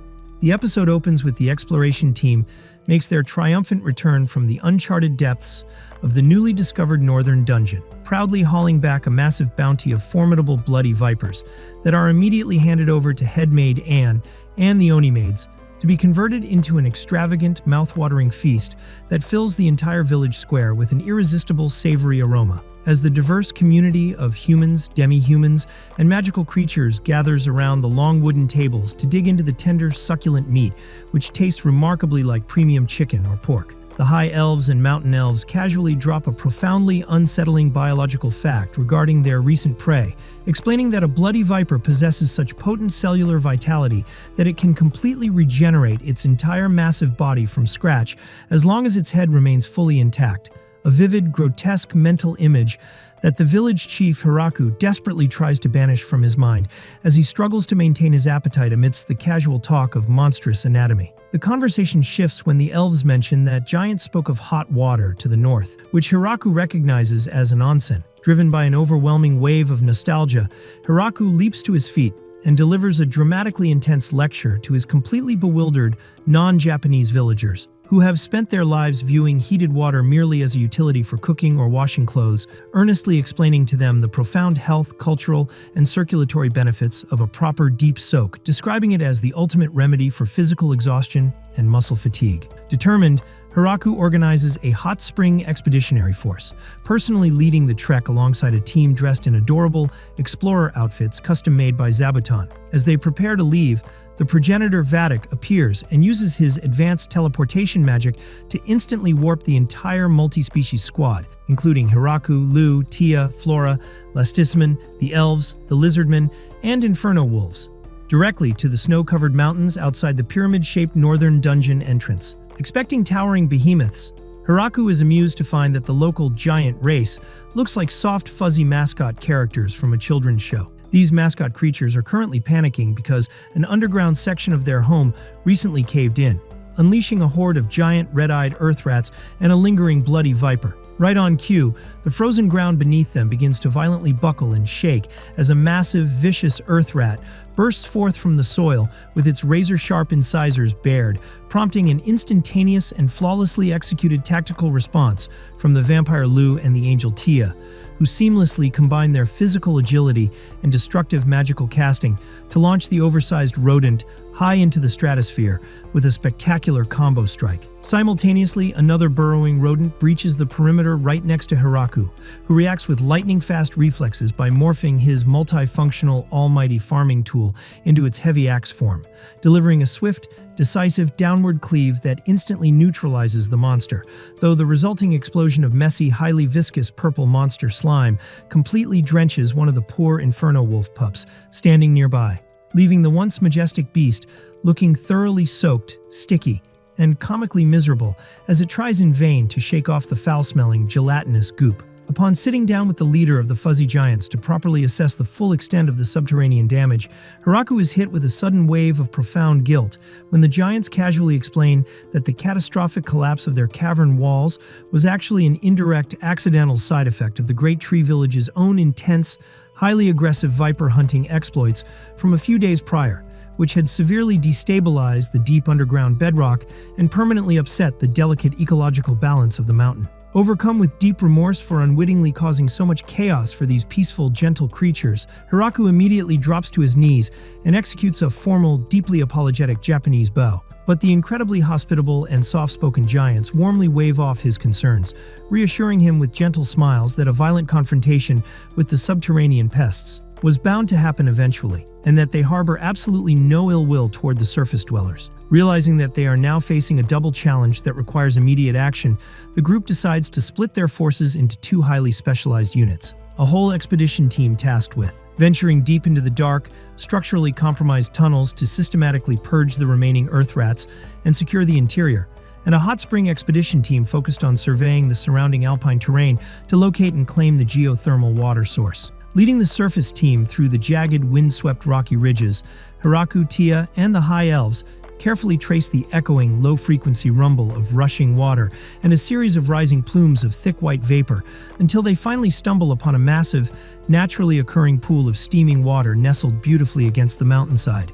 Though their initial bursts of pure excitement are quickly dampened when they approach the edge and realize that the water is intensely scalding, bubbling violently at a near-boiling temperature that would easily cook any living creature, rather than provide a soothing, relaxing soak. The mountain elves and high elves immediately begin a thorough geological survey of the area and quickly identify the root cause of the extreme thermal activity, pointing out an abundant, glowing cluster of rare, highly concentrated hot stones, magical subterranean rocks that naturally trap immense amounts of geothermal energy and continuously radiate intense heat outward into the water supply. A discovery that causes Hiraku, ever the practical and forward-thinking farmer, to marvel in amazement as he notes in his mind that these hot stones could be carefully harvested and brought back to the Great Tree Village to serve as an invaluable eco-friendly resource for winter home heating, indoor cooking, and greenhouse temperature regulation during the freezing months. Turning his attention back to the immediate crisis of the boiling pool,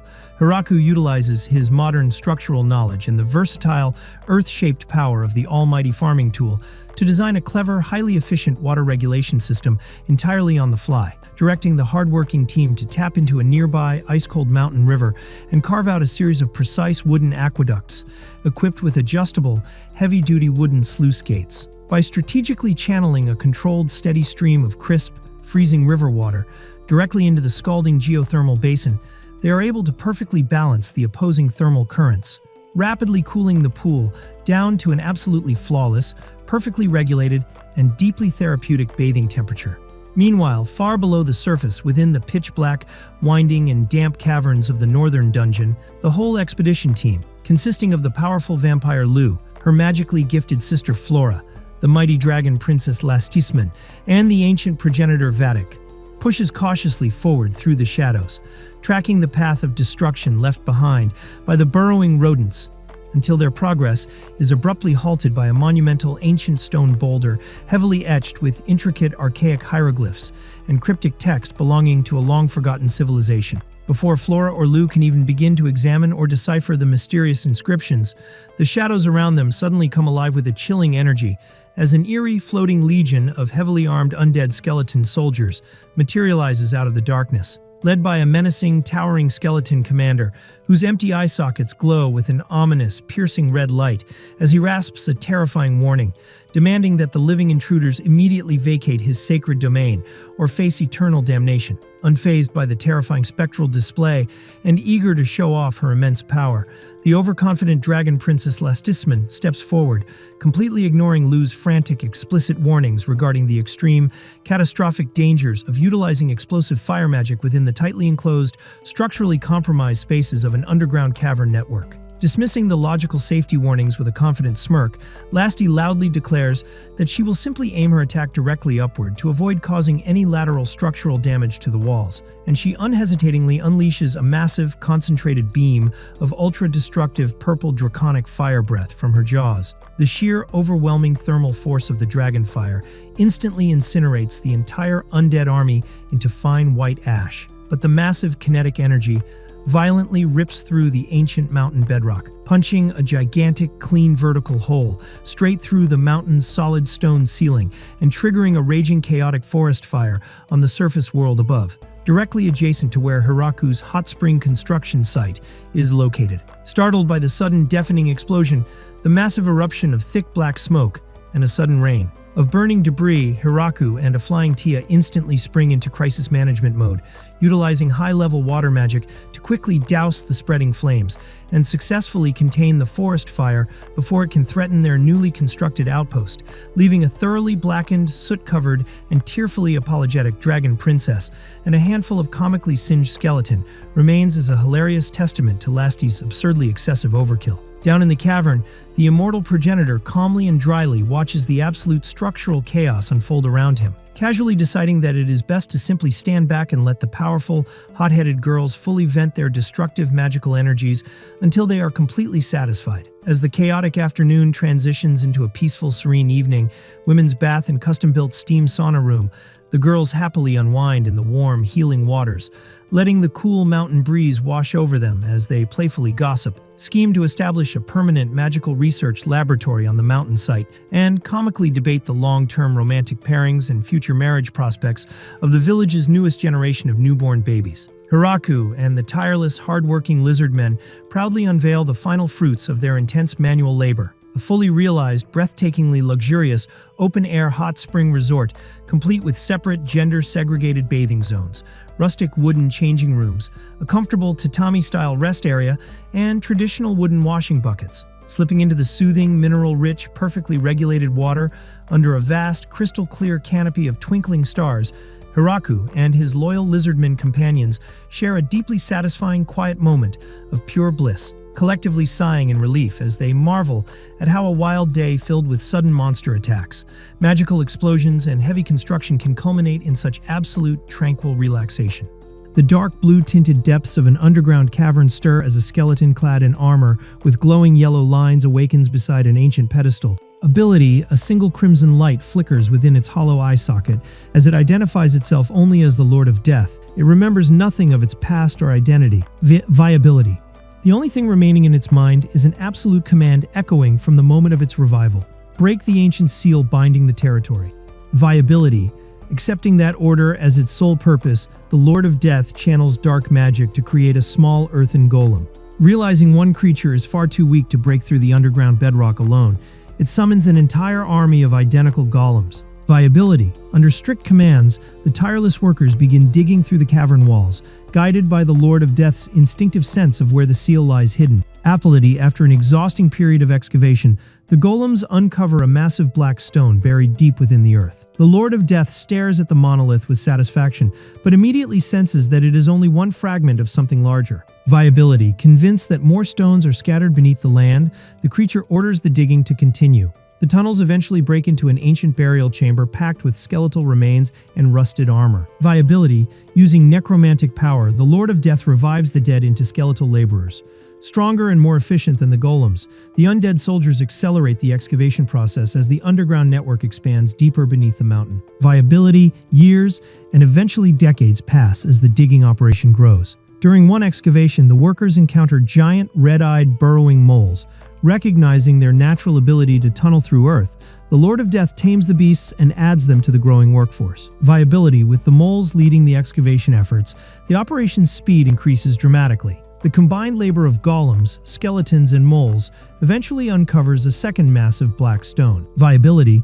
The Lord of Death celebrates the discovery, convinced its growing army will eventually locate every monolith hidden underground. That celebration is abruptly interrupted when a violent tremor shakes the entire cavern system. Viability. The ceiling explodes apart as a white-haired girl crashes down from above, delivering a devastating flying kick directly into the Lord of Death. The impact shatters the skeletal ruler's body and throws the underground army into chaos. Viability.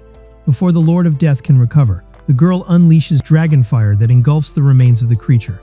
Instead of destroying it completely, the overwhelming magical energy triggers an unexpected transformation. Viability, the skeletal form dissolves, leaving behind a young, blonde-haired girl wrapped in an oversized green cloak. Confused and disoriented, the girl possesses no memories of her former identity.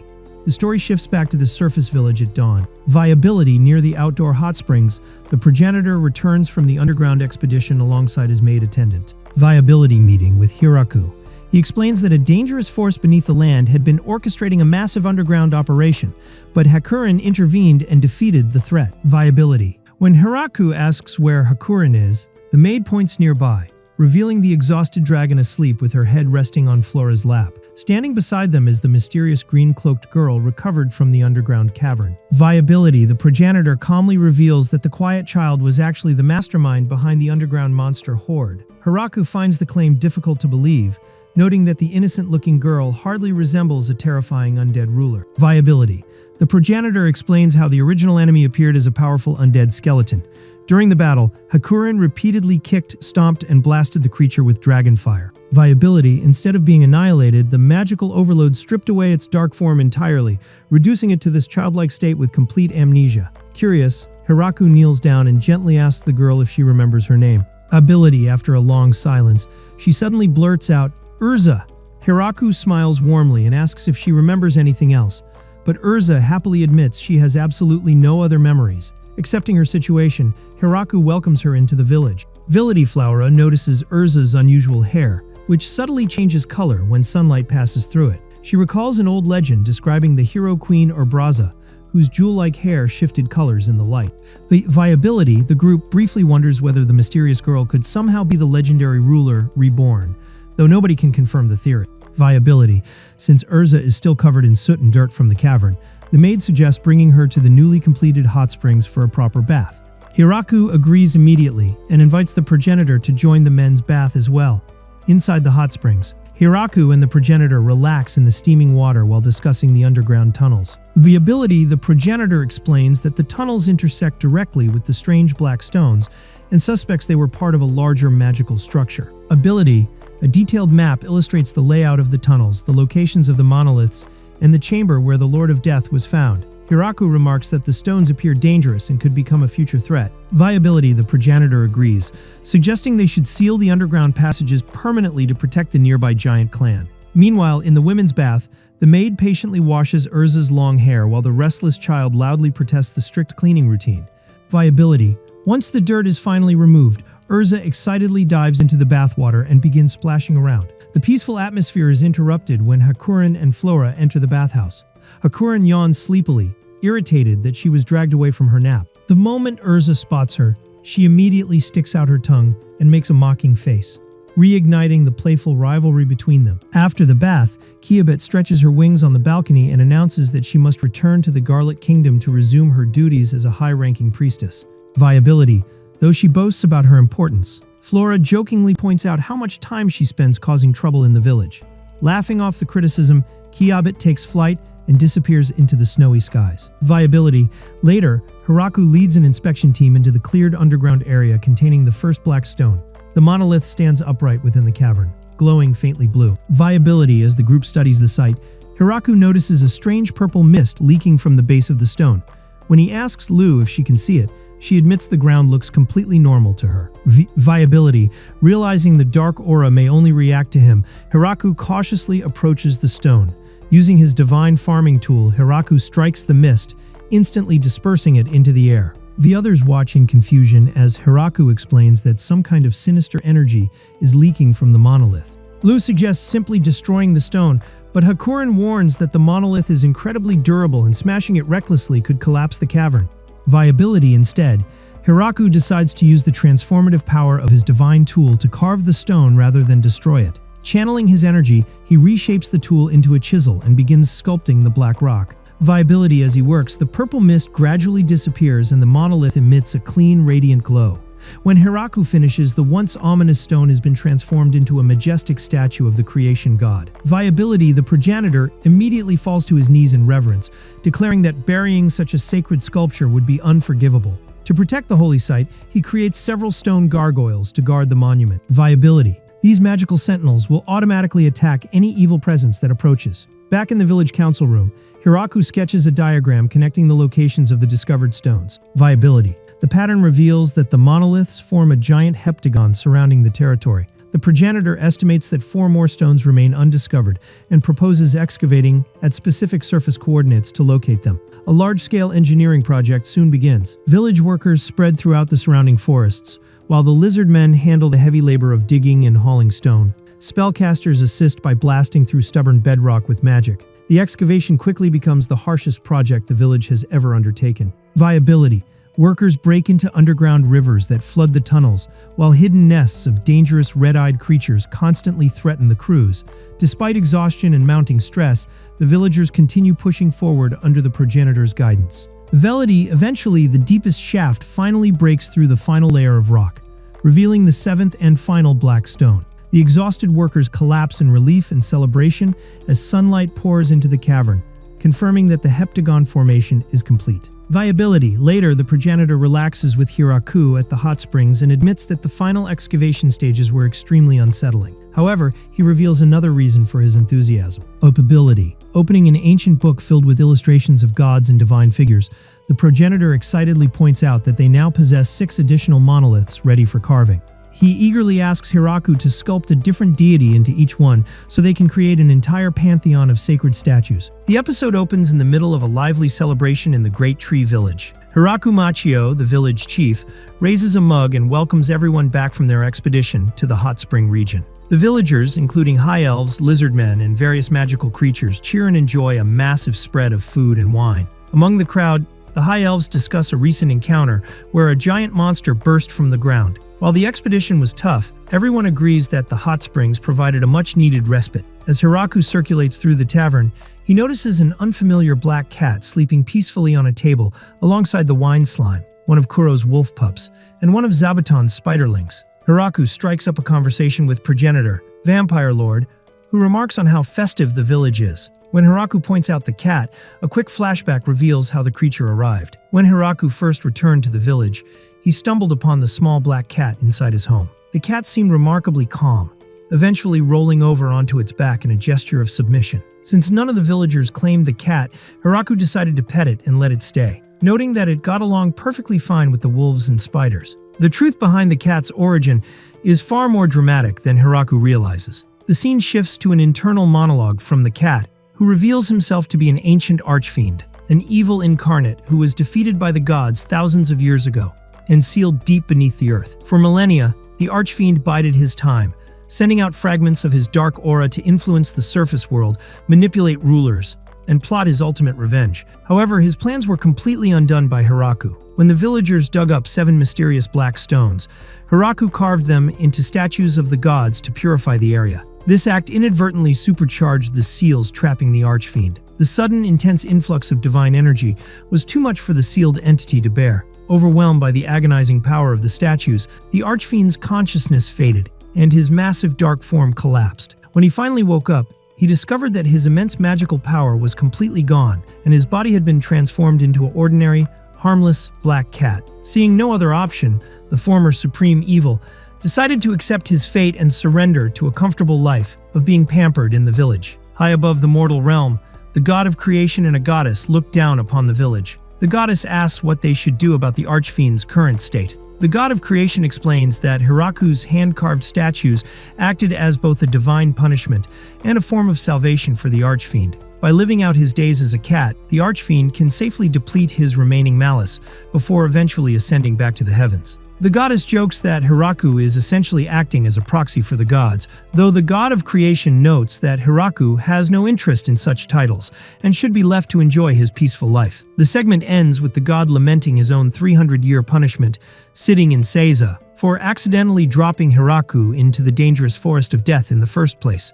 jokingly wishing that Hiraku would carve a better, more flattering statue of him instead of the old man version currently in the village. The next morning, the village is back to its routine. A young girl named Urza, who who has lost her memories but remains incredibly energetic, is looking for someone to play with. She tries to pester the village maids, but they are busy cleaning up after breakfast. Urza then turns to Hakuren, a dragon who resides in the village in human form. Hakuren is currently taking a break from teaching the village children how to read and write. When Urza demands to play, Hakuren claims she is too tired and goes to bed. Hiraku notes that Hakuren still seems a bit distant around Urza. The maids explain that Urza likely holds a lingering, subconscious fear of Hakuren, stemming from a past encounter where Hakuren forcefully subverted her during a conflict. Hiraku hopes they can find a way to bridge the gap between them. Later, Hiraku finds Urza playing in the garden, trying to mold a figure out of mud. She wants to create a moving golem, but the mud lacks the structural integrity to stand up and repeatedly collapses into a puddle. Seeing this, Hakuren steps in to help. She reveals a massive, glowing dragon scale from her clothes. Hakuren explains that dragons naturally shed these scales when they transform, meaning the village has an entire storehouse full of them because they are too valuable to throw away. Hakuren crushes the incredibly durable scale into a fine powder using her bare hands, a feat that normally requires a massive magic furnace. She mixes the powder into Urza's mud pie. The magical properties of the dragon scale instantly fortify the mud, allowing the small clay doll to animate, stand up, and wave its arms. Urza is ecstatic and hugs Hakuren, thanking her enthusiastically. The two share a high five, successfully breaking the ice and forming a new friendship. However, the animated clay doll proves to be a bit too strong. While playing outside, the tiny doll casually punches a massive stack of timber, completely shattering the logs and sending them flying. Hiraku and the High Elves look on in disbelief, realizing that even a tiny amount of dragon scale can turn a simple toy into a remarkably destructive force. The final segment of the episode focuses on the Mountain Elves, Ya, Hiterto, and their companions. Known for their intense curiosity and manual dexterity, the Mountain Elves have established a workshop in the village dedicated to inventing new tools and machinery. Hiraku visits the workshop and requests a new piece of cooking equipment. He explains the basic concept of heat retention, noting that placing a heavy lid on a pot helps cook vegetables and meat much faster. He asks if they can design a pot with a highly secure lid to make stews more efficiently. The Mountain Elves immediately get to work, sketching out blueprints and hammering away at sheet metal. Their first prototype is a heavy iron pot, but during testing, the steam pressure continuously blows the lid completely off. Realizing they need more strength, they reinforce the design with heavy-duty metal clamps around the rim. When Hiraku returns to check on their progress, he is shocked to see a crude, industrial-looking pressure cooker vibrating violently on the stove. He warns them that sealing a pot completely without a release valve is incredibly dangerous. Right on cue, the pressure cooker explodes, blasting the lid into the ceiling beams and coating the workshop in hot gray sludge. Instead of being discouraged, the Mountain Elves look at the devastation and wonder if the exploding pot could be weaponized to defend the village from invaders. Drawing a quick reprimand from Hiraku. Undeterred by their failure, the Mountain Elves move on to their next project, inspired by a passing comment Hiraku once made about a machine that could relieve muscle tension and soothe a tired body. They unveil a massive wooden contraption with complex internal gears, pulleys, and a hand crank. They invite one of the village maids to test it out, noting that they designed it specifically for people whose jobs require heavy lifting. Before the maid sits down, Hiraku suggests they test the machine's power on an inanimate object first. They place a large, solid green pumpkin on the seat and engage the mechanism. A massive wooden piston shoots down with terrifying speed, completely obliterating the pumpkin into tiny fragments and shattering the wooden crate underneath. The Mountain Elves proudly declare that the machine has plenty of power, while Hiraku sweatingly realizes they have essentially built an execution device rather than a relaxation chair. The maids politely suggest adding an adjustable power setting, while Hiraku flatly refuses to ever sit in it, pointing out that his shoulders are definitely softer than a pumpkin. For their final invention, Hiraku reviews a set of blueprints featuring a heavy metal coil spring. He initially asked the elves to make springs so he could build comfortable mattresses and sofas for the village homes. However, the Mountain Elves accidentally manufactured the springs far too large and rigid for domestic use. Hiraku suggests that these heavy springs might be useful for large vehicles, such as carriages. The Mountain Elves take this idea and run with it. They enlist the help of Lasti, a dragon in human form, to fly them to a neighboring town, where they purchase a standard commercial horse carriage from a merchant named Michael. Back at the workshop, they attempt to install their oversized coil springs onto the carriage's axle. Unfortunately, the springs are too stiff, causing the carriage to tilt backward awkwardly under its own weight. Ya refuses to give up, declaring that if the suspension is wrong, they just need to make it stronger. They mix in more dragon scale powder to fortify the metal and rebuild the system. During the next test flight, the carriage is modified with massive, treaded off-road tires and a glowing, supercharged spring suspension. One of the elves drives the carriage down a massive wooden ramp at high speed, launching the vehicle high into the sky. The carriage sails over the tree line, bouncing wildly across the landscape like a monster truck as the magical springs absorb the impact. While the elves cheer at the absurd altitude, Hiraku watches the flying carriage with a look of pure exhaustion, reminding them that transport vehicles are not supposed to fly. Ultimately, after a long process of trial and error, the mountain elves compromise. They abandon the volatile coil springs and successfully implement a traditional practical plate spring, leaf spring suspension layout. They install this new suspension on both the village carriage and the Centaur's cargo wagons, significantly improving ride comfort and earning widespread praise from the villagers. The episode ends with the mountain elves celebrating their success, looking over a room full of complex whirring gadgets, ready to tackle their next bizarre invention. The episode opens with the residents of Great Tree Village gathering to discuss their upcoming autumn festival. Several girls suggest options like the Chomu Chomu Festival or the lively Mike Mike Eve, known for its spit roast. They discuss various traditional options like Make Muke Moke or Maike Make Moke, causing confusion for Hiraku, who admits he doesn't know what any of these mean. Realizing that verbal discussion won't lead to a consensus, Hiraku decides to use a lottery system, similar to how they chose previous events. He sets a rule excluding martial arts tournaments, as they have already held one. Hiraku pulls a wooden plaque from the drawing box. The winner is sliding. Upon learning that the original Bulgan version of the sliding festival involves buff men violently crashing into each other as they race down hills, Hiraku instantly deems it too dangerous. He decides to rewrite the rules to design a safer version of the competition. The updated guidelines focus on safety. No pushing, no running, and no traps. Instead of a free-for-all race, contestants will slide down one by one. Since Great Tree Village lacks natural hills or slopes, they must build a venue from scratch. Hiraku, alongside the lizardmen, digs a large hole and uses the excavated soil to build a massive artificial hill adjacent to it. They build a wooden ramp descending from the hill straight into the newly created lake, turning the event into a water jumping competition. When finished, the structure resembles a massive earthen pyramid ending in a jump ramp over a giant pool. The day of the festival arrives, complete with food stalls grilling fresh fish and scallops. Hiraku and Frau serve as the announcers for the first Great Tree Village sliding contest. The rules are outlined. Contestants will slide down the ramp on a board and jump from the edge of the pool, competing for the maximum distance. Much like ski jumping, to ensure safety, distance keepers are stationed at the edge, and a dedicated rescue team of high elves in swimsuits stands by. Because they will land in the water, all contestants wear swimsuits tailored by the giant spider, Zabuton, who happily accepted the task. The first contestant is Ronana, from Village 2.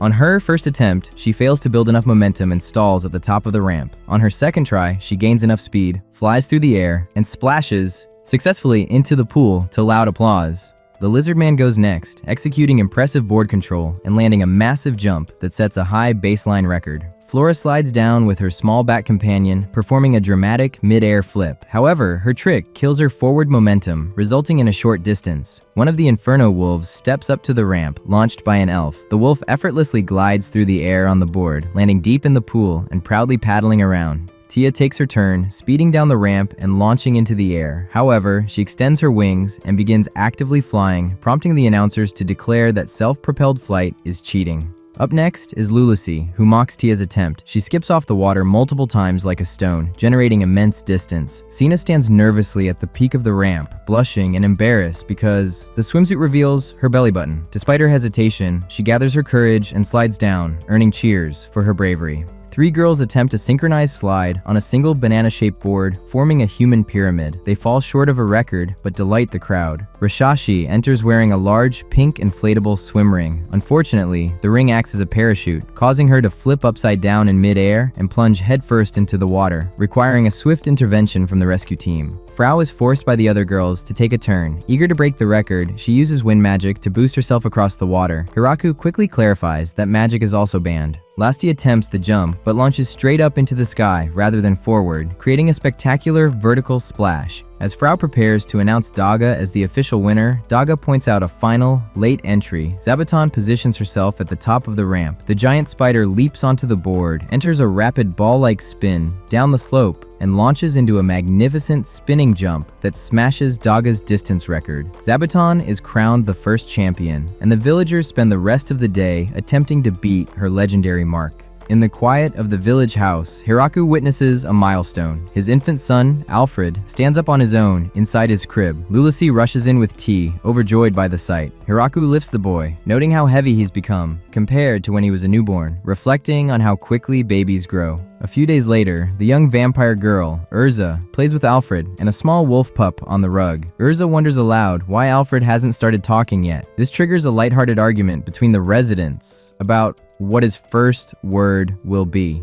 Hiraku hopes for Papa. Lulacy insists on Mama. Flora suggests Auntie Flora, and Urza tries to coax him into saying Urza. The maid, Anne, steps in to de-escalate, reminding everyone that he is still a tiny baby. Alfred looks up at her, reaches out his hands, and clearly utters his very first word, Anne. Anne is instantly overwhelmed with emotion, crying tears of joy as the others look on in shock. Hiraku and Lulacy desperately try to get Alfred to repeat their names, but the toddler turns toward the window, spots the giant spider, and happily shouts, Zabu!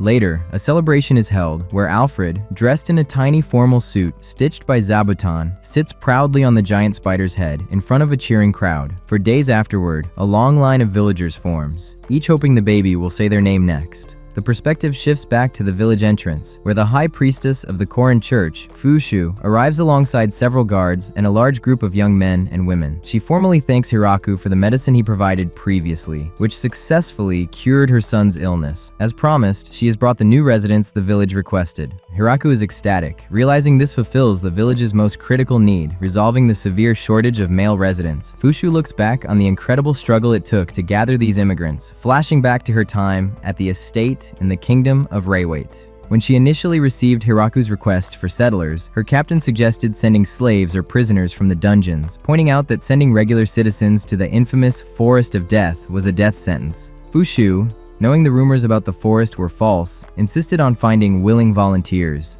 However, when she posted the official flyers, the terrifying reputation of the forest kept anyone from applying. To bypass the town's fear, the captain suggested recruiting the town youth, young, displaced couples whom the city subsidized but struggled to support. Fushu offered them houses and farmland without disclosing the destination. When a group finally gathered, they were deeply anxious, believing terrifying urban legends about Fushu. Rumors claimed she conducted witch hunts, massacred entire towns, and harvested the organs of children for black magic. Though deeply offended by the absurd rumors, Fushu decided to use their fear to her advantage. She provided them with basic education, reading, and writing lessons to prepare them for life in Great Tree Village. During background checks, she discovered that one of the quiet young men was actually the illegitimate child of a noble family who had cast him out. Appalled by the nobility's behavior, Fushu used her authority to strip that noble family of their title and seize their property. When more complications arose, including 2 more noble runaways and an exiled descendant of a neighboring royal family, Fushu handled them ruthlessly. She overthrew a tyrannical neighboring king and utterly annihilated a bandit gang and an unsavory cult that tried to ambush them. Ultimately, the young couples accepted her offer, completely unaware of their true destination until they arrived. Back in the present, Hiraku welcomes the new settlers, assuring them they have nothing to fear. Fushu bids them farewell, keeping the grim details of her political maneuvers to herself. Hiraku takes the group to Village 1, which was previously built but left empty. He explains that the elven spirit, Igu, had been maintaining it, but without actual residents, it was on the verge of falling into ruin. Hiraku appoints the Beast Girl, Mamu, to be their official caretaker and supervisor. The couples are overjoyed to see the beautiful, fully furnished wooden houses. Hiraku throws a massive welcoming banquet filled with elaborately prepared pies, meats, and stuffed tomatoes. However, the newcomers notice the high elves and grow terrified, remembering old myths that high elves are vicious man-eaters who kidnap young men. Ria notices their trembling and asks what is wrong. Hiraku awkwardly explains the rumor. Ria laughs it off, calling it a total misunderstanding caused by a minor sub-tribe of her race. However, she accidentally terrifies them further by flexing her gauntlet and shouting that if she were to hunt men, she would do it far more swiftly and efficiently. Despite the minor cultural shock, the couples dig into the delicious food, realizing the village is a paradise. Urza shows off her earth golem magic, and Lasti and Tia introduce themselves as dragons, causing the settlers to freeze in pure shock. Hiraku steps in with a smile, reassuring the newcomers that the dragons don't bite and that they will all get along just fine.